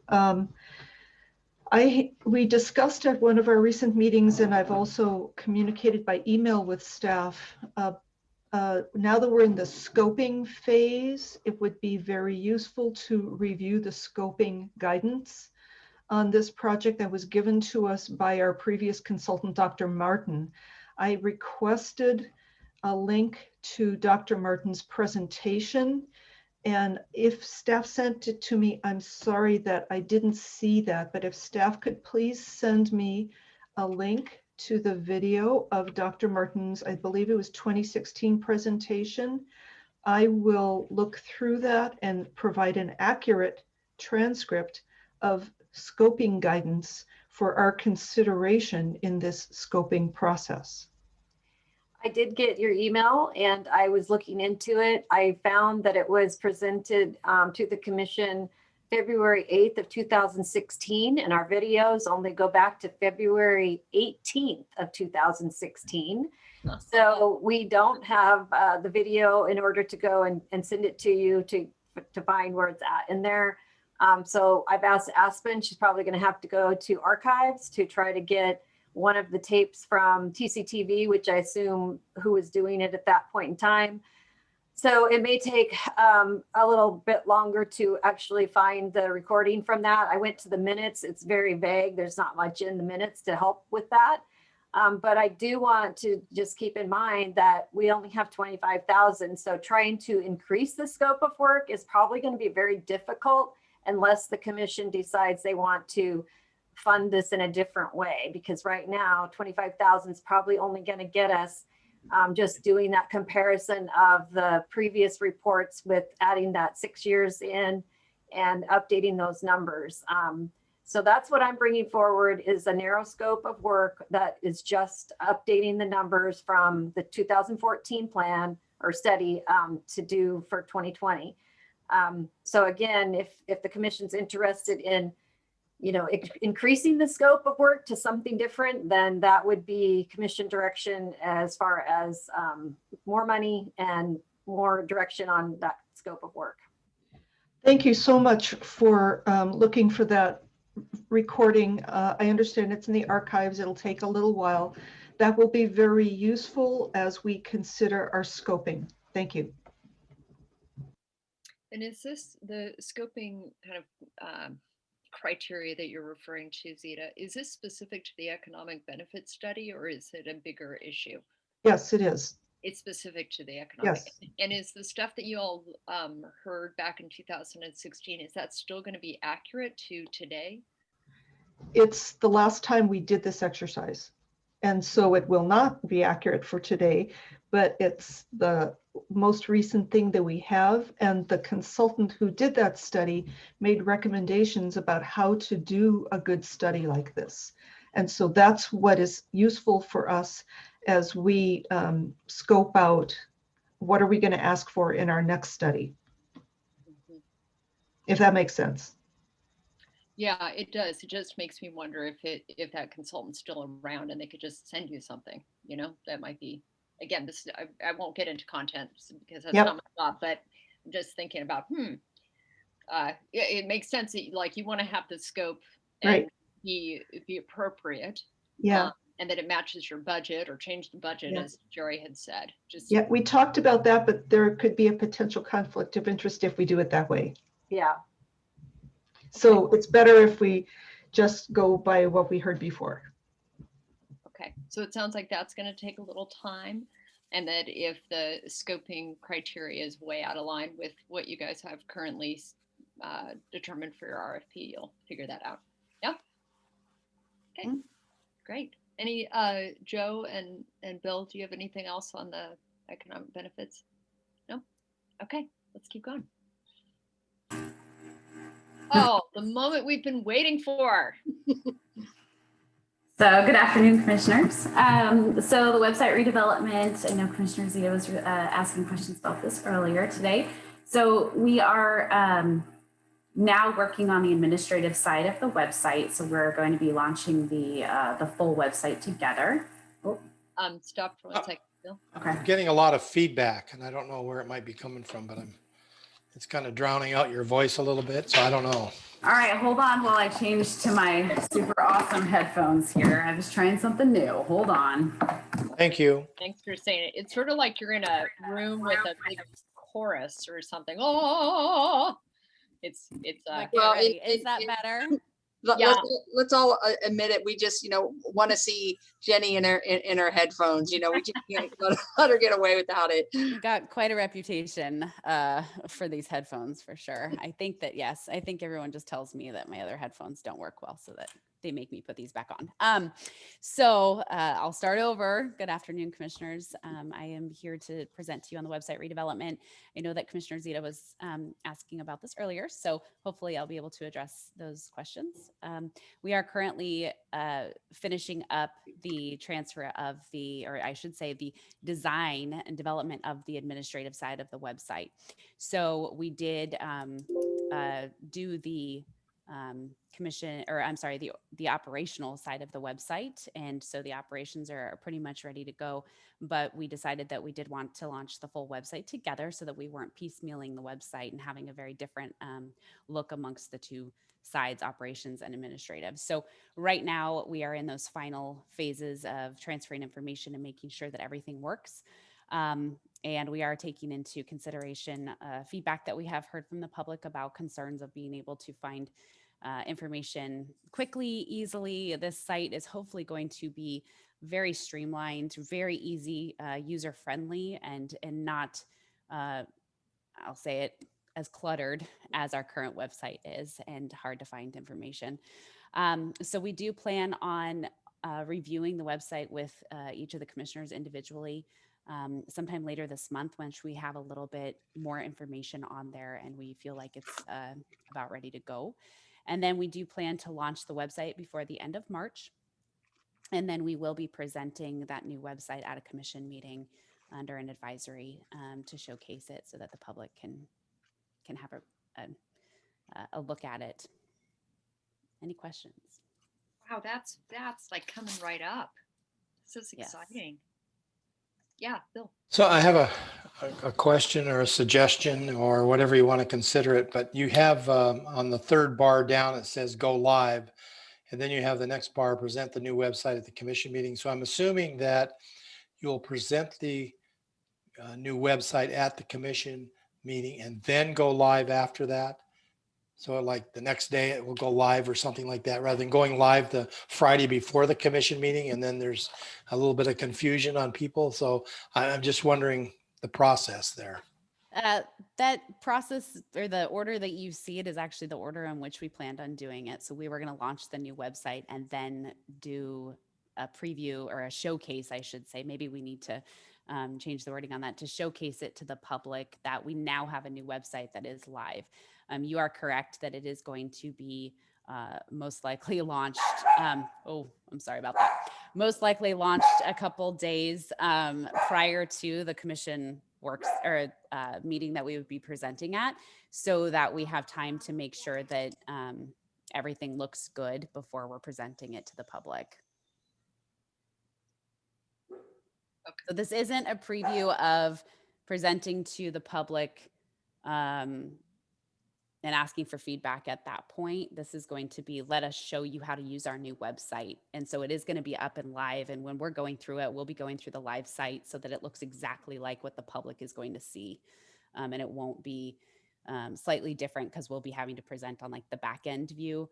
It will be the live site that the public can then see how to maneuver through. Oh, so my concern wasn't that we're going to take public comment and then have some changes made. My concern was that if they go on the website today and look for the agenda, most people know where to go look for the agenda because they've been there before. If we go on there and you put it live today and they're looking for the agenda, that may not be as apparent. I don't know because I haven't seen it, but Hopefully it'll be even more apparent for them where to go find that information. And I can assure you that the manner in which they would go look for the commission, for instance, like the really big commission button on the homepage, is going to still remain. We're still going to have those similarities, but it'll just be a much cleaner look, and the commission webpage will be cleaner and more streamlined to find information on. Okay, so let me pause for a minute. So Bill, does that resolve your concern about, and you're on mute now, but I just wanted the concern about people making sure you're having this commission meeting, that they will be able to actually find the commission meeting? Do you feel well, we'll find out the day they go live, and the next commission meeting, we'll know whether that was successful or not. I mean, I'm just suggesting there's a way. I mean, maybe the timing could be closer so that there's not this. You're trying to hide stuff, and you're trying to, not keeping the public informed and that type of thing that we get from time to time. So just trying to alleviate that. that makes sense? Yeah, Joe, and you're on mute right there. Well, thanks, Jenny. I think we're all real excited to see the new website. It's always fun to get a new look on a computer when you go to the site a lot.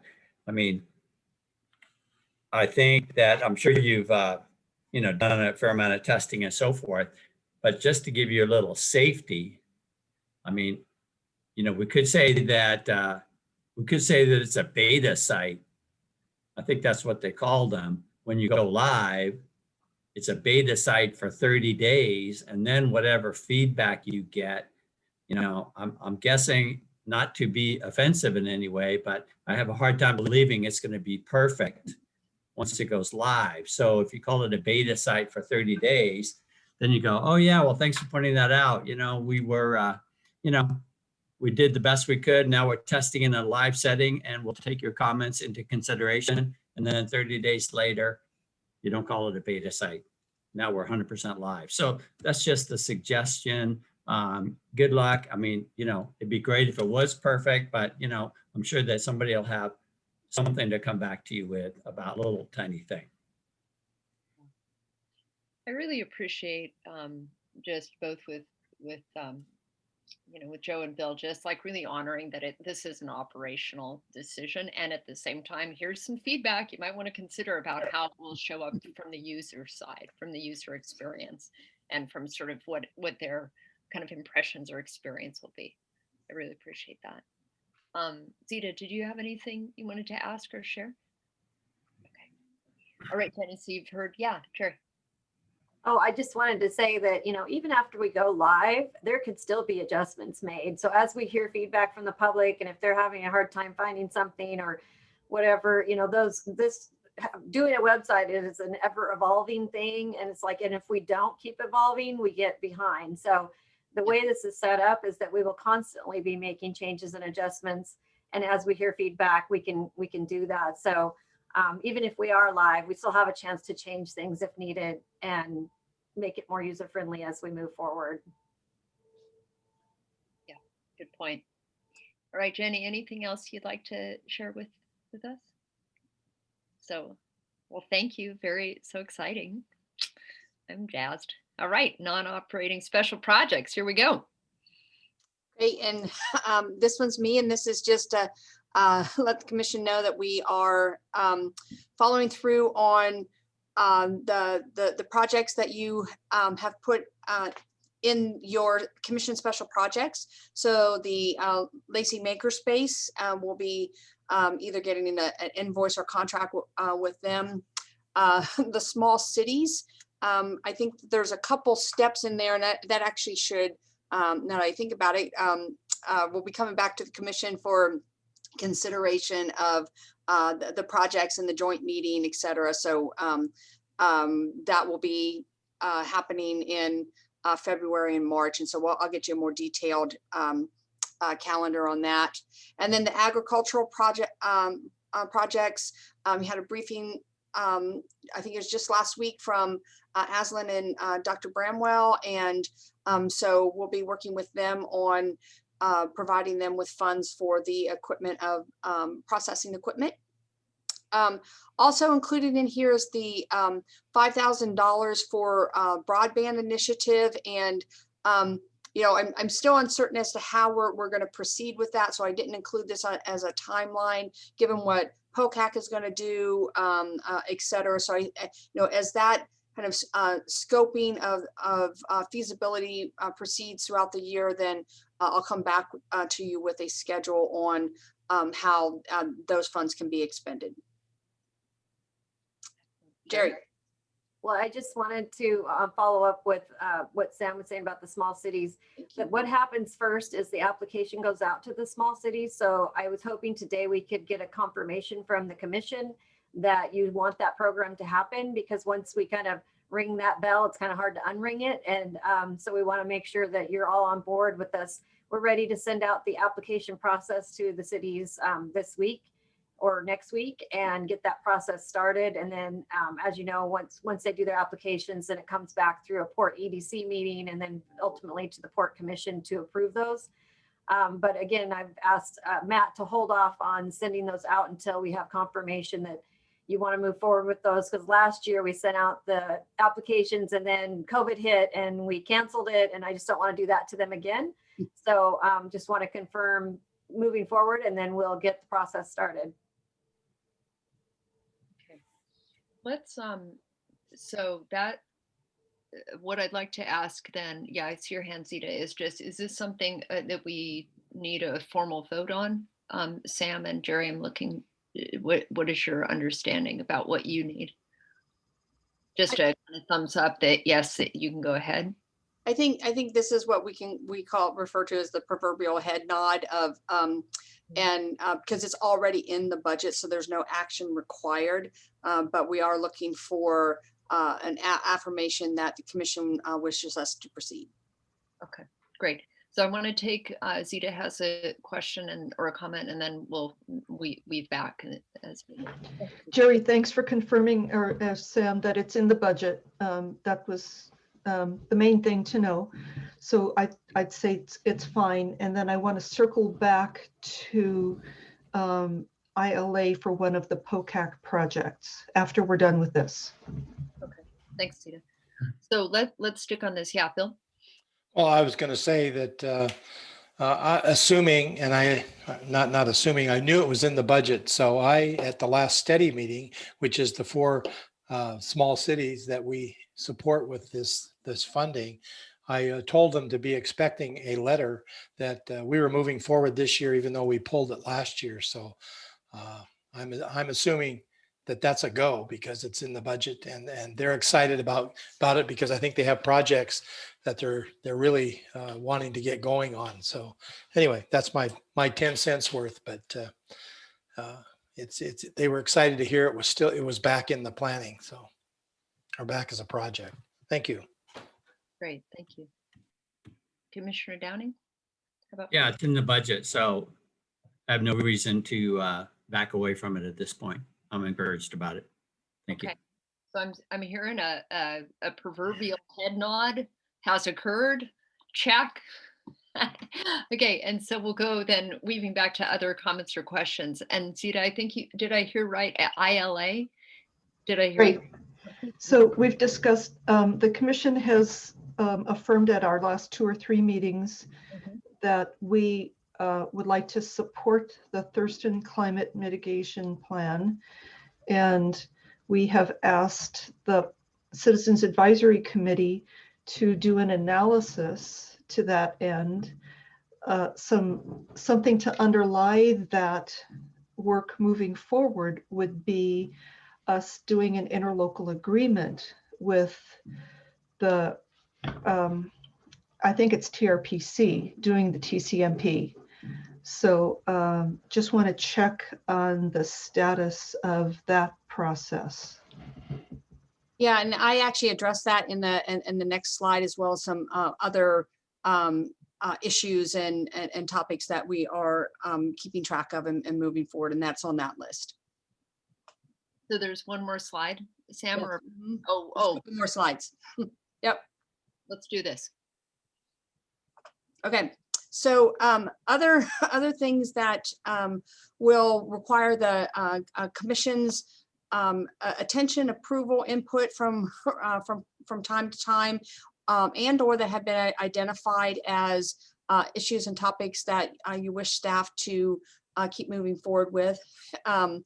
The first, and certainly not the least, is pandemic response and economic recovery. So we are continuing to participate in the Thurston Strong effort. Through that, we have also, and just as an example, we have been talking with Department of Health on whether or not we have any properties that could be used as a mass vaccination site.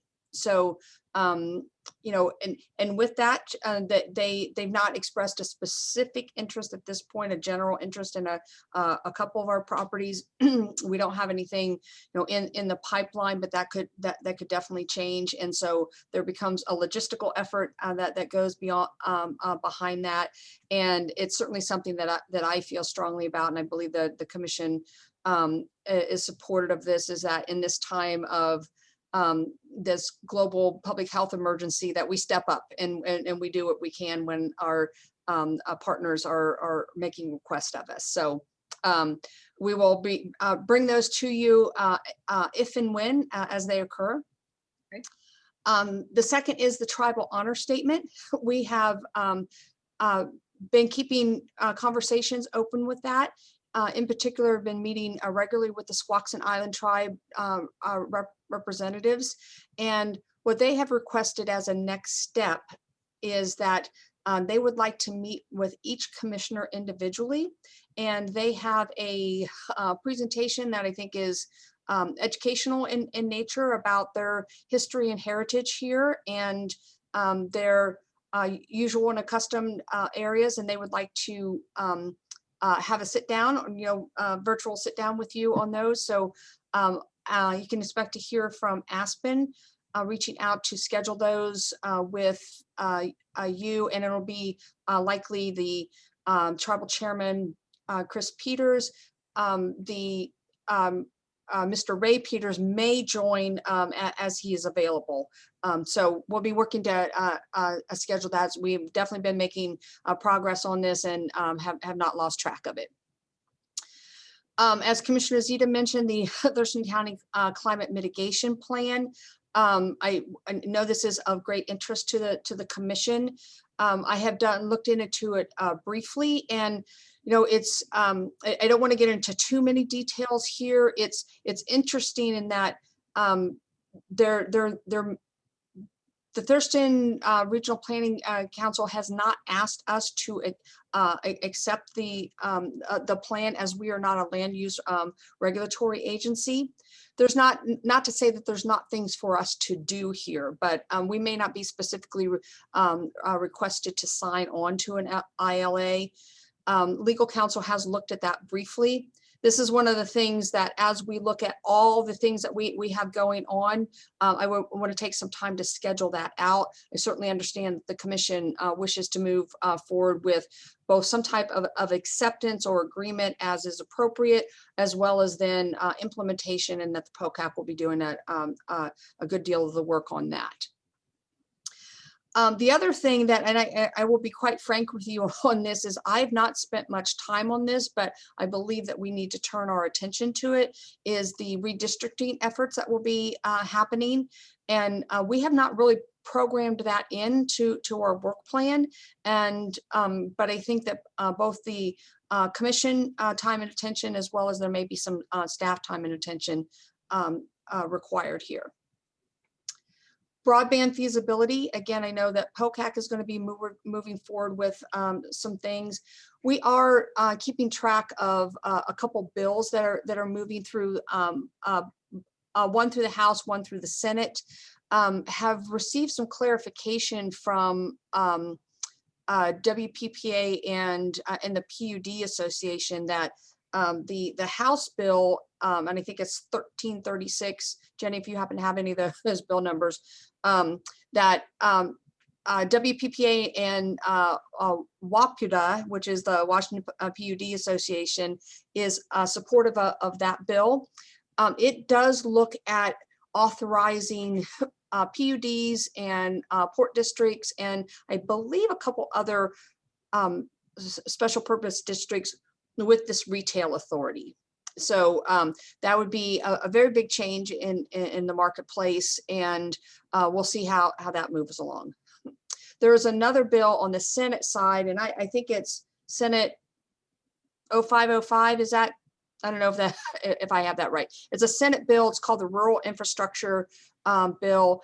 The PUD Association is not supportive of that bill. It actually, they believe, and this is, we had a representative at the Port Legislative Day from the PUD, says that they believe that it gives too much veto authority to the private internet service providers, and so they are not supporting that bill. They believe that the title doesn't quite match the content. But we're keeping track of those things.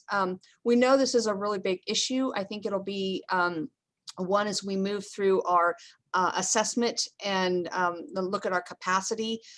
It'll be there's just a lot of opportunity for us here to see how we want to move forward. As was mentioned earlier, the Capitol Lake Deschutes Estuary EIS process, that is continuing to move forward, and we'll be bringing back the proposed funding strategy. We're also then serving, in contact with the Army Corps of Engineers on their position on or concerns, I should say, about the process moving forward, and keeping abreast of those.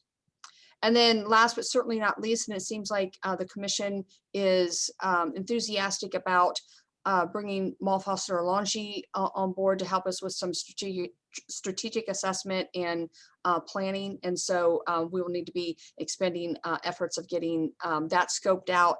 As I said, I've already hired them to do some of the assessment part. I will come and brief the commission on that portion of it. And then as we move forward, then we can definitely want the commission's input and guidance on how to develop further scope. Okay, I think is this the last slide, Sam, or do you have one more slide? Let's see the last slide, and then we'll see if there's any further comments.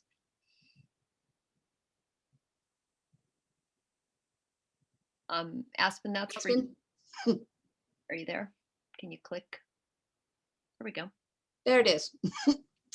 So I just wanted to keep the commission updated on some of our changing thoughts on the capital program. And as we move through, and definitely keeping an eye on that capacity issue, as well as this has been informed by our destination waterfront planning.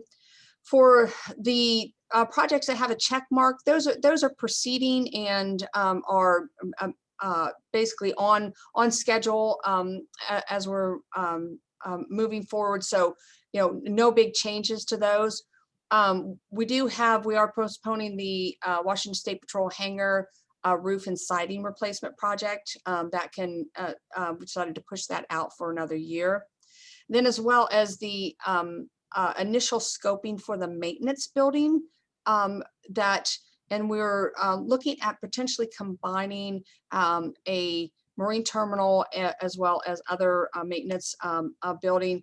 And we're feeling that our plate is pretty darn full. We want to push that out until we get further along with some of the other plannings or projects that are taking precedence on this.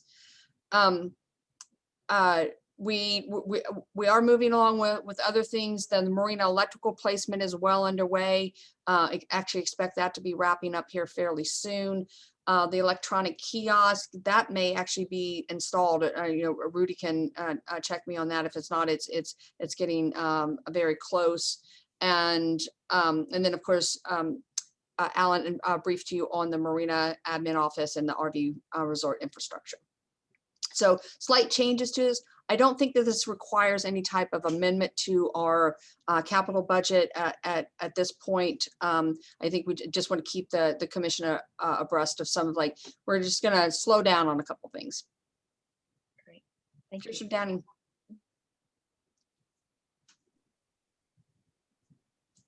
Thanks, Sam, for spelling this out. Now look at the breakwater piling replacement. I mean, I was pretty sure that was like 30 or 35,000. There were two items, so I combined them. One was a carryover from last year. That was the 35,000, and then there was 50 for this year. So I've combined them into the 85. What we're having done now is actually looking at a fuller assessment of the pilings. And again, we are still in conversations with the Army Corps of Engineers. It is their breakwater. And yet it is, we've not quite ascertained who's responsible for the repair and replacement of pilings. So we're looking into that. But that 85,000 is the combination of the two amounts. So that 35,000 you're remembering was the carryover. The other question I had was, I'm not sure TJ is still on the call, but that dry storage yard, what's the payback on that?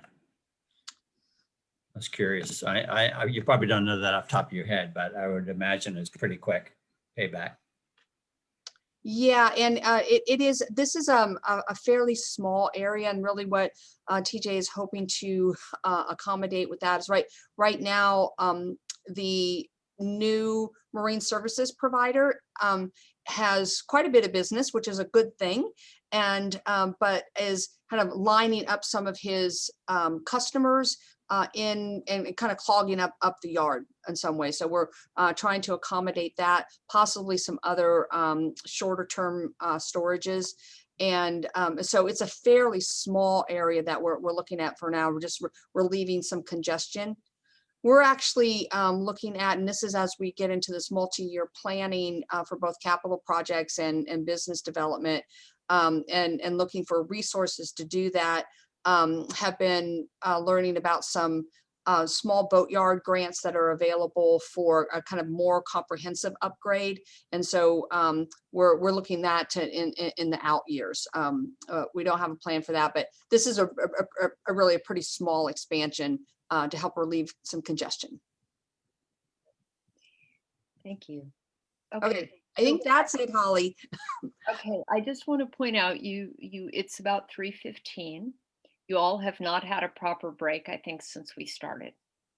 So we kind of are at a direction point. We can close her up and say, we know we have more conversations and this has done a really great job for today. We'll do a quick, or we can take a break and come back. But I don't think we can keep on with a lot of discussion without a little breaky poo. So, so where are people at? Commissioners, this is really your call. Do you want to take a break and come back and talk more, or do you want to wrap it up? How much do we have left? I'm not looking at. No, I'm just saying if there's a lot more discussion, questions, comments, then we can take a break. Aspen, you can take the PowerPoint down too. We have more to talk about, and we have agreed to come back together when Anne's available. So I think we could wrap it up. Yeah, I'm fine with that. I just have a couple of parting comments when we close down. So, okay. Joe? Yeah, I'm fine with that. Yep. So we know we're going to come back with Anne, and we have a bunch of process things we want to clean up and address. We know we've got some exciting things. I want to start with, so we're going to close up. We're all going to say a couple of words really briefly, except commissioners, if they have more they want to share, this is their moment. But staff, whoa, that you guys do so much. That was a little stunning to just grasp. So I'll just say my part, and then let's go ahead then and wrap this up, because this has been a great bunch of stuff. Yeah, Myung Hee, did you want to start? Okay, go ahead. I can't hear you, so you'll need to unmute. Thank you. Got unmuted. At the beginning, we are talking about the financials. We have like $2.2 million profits. It's better than what's budgeted. Well, that is very, very preliminary. Just December, we closed it and done it. And so there's a lot of accruals, a lot of adjustments that hasn't gone into that. So I just want to clarify that on the recording. Great. Thank you. Alicia, I'm going to just call on you all as across the screen. I'm actually just happy to be here, spending time with the commissioners, so I don't have any further comment. I agree that the staff works really hard, and it's great to be part of the team. Thank you. Jenny? I put my other headphones in. Sorry if you get feedback. I don't have anything else to say, but thanks for taking the time for us all to collaborate and be able to hopefully be better for 21. Great, thank you. Len? Well, thank you, commissioners, as always, and we look forward to an exciting 2021. Aho. Rudy? Nope, thanks for participation, and I'm good. Great. Alan? Just want to add my thanks, and I think this environment is nice, being able to have the opportunity to brief the commission in this setting versus our typical meetings setting. Yeah, thank you. Aspen? Just thanks everyone for your hard work, and I thought it was a productive meeting. Jerry? Yeah, thank you for the commissioners. I mean, spending 2 half days with us is a lot, but I think doing this and helping us prepare for the year will send us off in our directions and that you've given us. So appreciate the time that you've spent with us. Rudy? Already got me. Oh, did I ever get you? I got lost. Okay. Yeah, so eloquent, right? Okay, so we'll have Bill and then Zita, Joe, and Sam, and then we'll. I'll be the gentleman here and defer to Commissioner Zita and let her go first. Okay, Zita, go ahead. Okay. Well, thanks to all the staff for all your updates. This was useful, and I look forward to the next round. And we get out early today. Yeah. Great. Bill? Okay, I'll go. Mine might be a little bit longer. These 2 past days has been, I like baseball. So I'm going to correlate this a little to baseball. This has been like spring training where we get together, we have the owners reps, which are the commissioners, and they're here to provide input. We have a baseball team manager, and that would be the executive director, and that's her role. So yeah, you've gotten promoted there. And then we have various coaches, and those coaches are the directors. And those directors are there to support the staff and to carry through in training and making sure that the pitchers know where, what pitch you need to work on and those kind of things. And that, I see that as their role.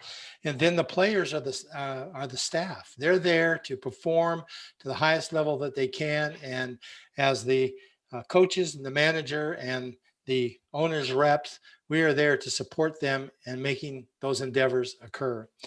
And I just want to thank the whole team, because in this pandemic, I've seen people pull together, people working hard to provide services to the public and to keep the place open. And that goes a long way. So this is a class act we have here, and I really appreciate everyone's input. Thank you. Joe? Yeah, that's a hard speech to follow. Nice words, Commissioner Zita and Commissioner McGregor. Guys, we've had some ups. We have ups and we have downs. And in 2021, we're going to have ups and we're going to have downs. And that's just the nature of the beast, it seems. Port of Olympia, I always think that it's one of the more challenging places to work because other ports don't have the microscope on them like we do. So, but good communication is the key. The commission supports the executive director. The executive director supports you in your job, that communication back and forth. The executive director, Sam, she's the pivot point. We talk to her, she talks to you, but the main thing is we communicate to success. So I think the teamwork piece is really important. Work together, and wherever you can help out, and that goes for us commissioners too. Wherever we can help out, whatever it be. Every so often Sam says to a commissioner, "Can you do so and so?"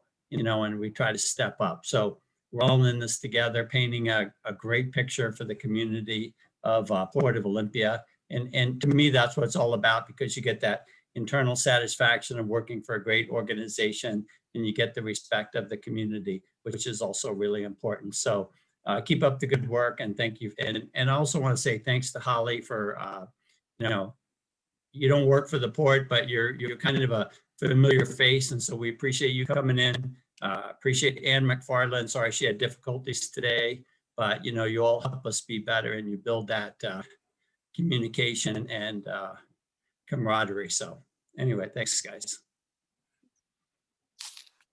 Thank you, Joe. Sam?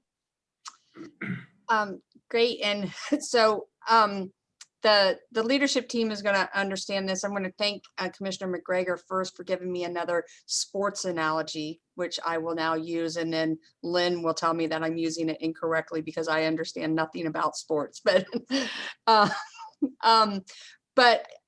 I really appreciate the time here, and I certainly appreciate these closing comments from everyone, and really just want to take the time to thank not only this team that is on this call, but really everyone that shows up to work every day. And I will tell you, this last year has been something. I mean, I was reflecting on it last night of the early days of COVID, where, this team here on this call was working 7 days a week, 12, 14 hours a day at minimum, of trying to adjust to what is happening. And that's true of, businesses and organizations around the globe. And we have done amazing work in landing on our feet, as I like to say, but then in the midst of that, really taking some initiative, everything from taking this unified maintenance approach to really, being brave enough and courageous enough to continue with planning for Destination Waterfront and keeping our business going. So, I can't thank this team and all of the people, because as we're doing all this, everybody's still human and they have their lives going on, and people are trying to figure out if their kids going to be in school, if they're, if their grandkids are going to be in school, how people are going to work. Do they have concerns about their spouses? Life continues on, and we have things to celebrate too. We're going to have a port baby and I'm super happy about that. Not me, somebody else, but we have a staff member that is due this year. And so it's just a really rich and demanding time. I can't tell you how comforted I am truly by this team and everybody here, that I just have such confidence that if we can hang together, I mean, we have landed on our feet. Not everything's gone perfect, but we have survived this. We have every reason to believe that we can not only survive but to thrive.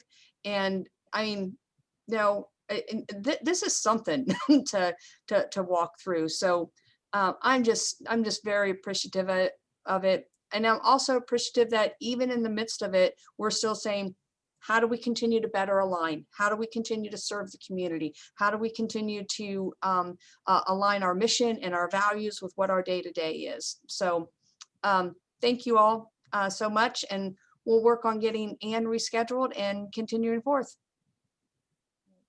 Great. Okay, gang, that was it. Excellent work. And we will see you all soon. And have Thank you, Holly. Bye.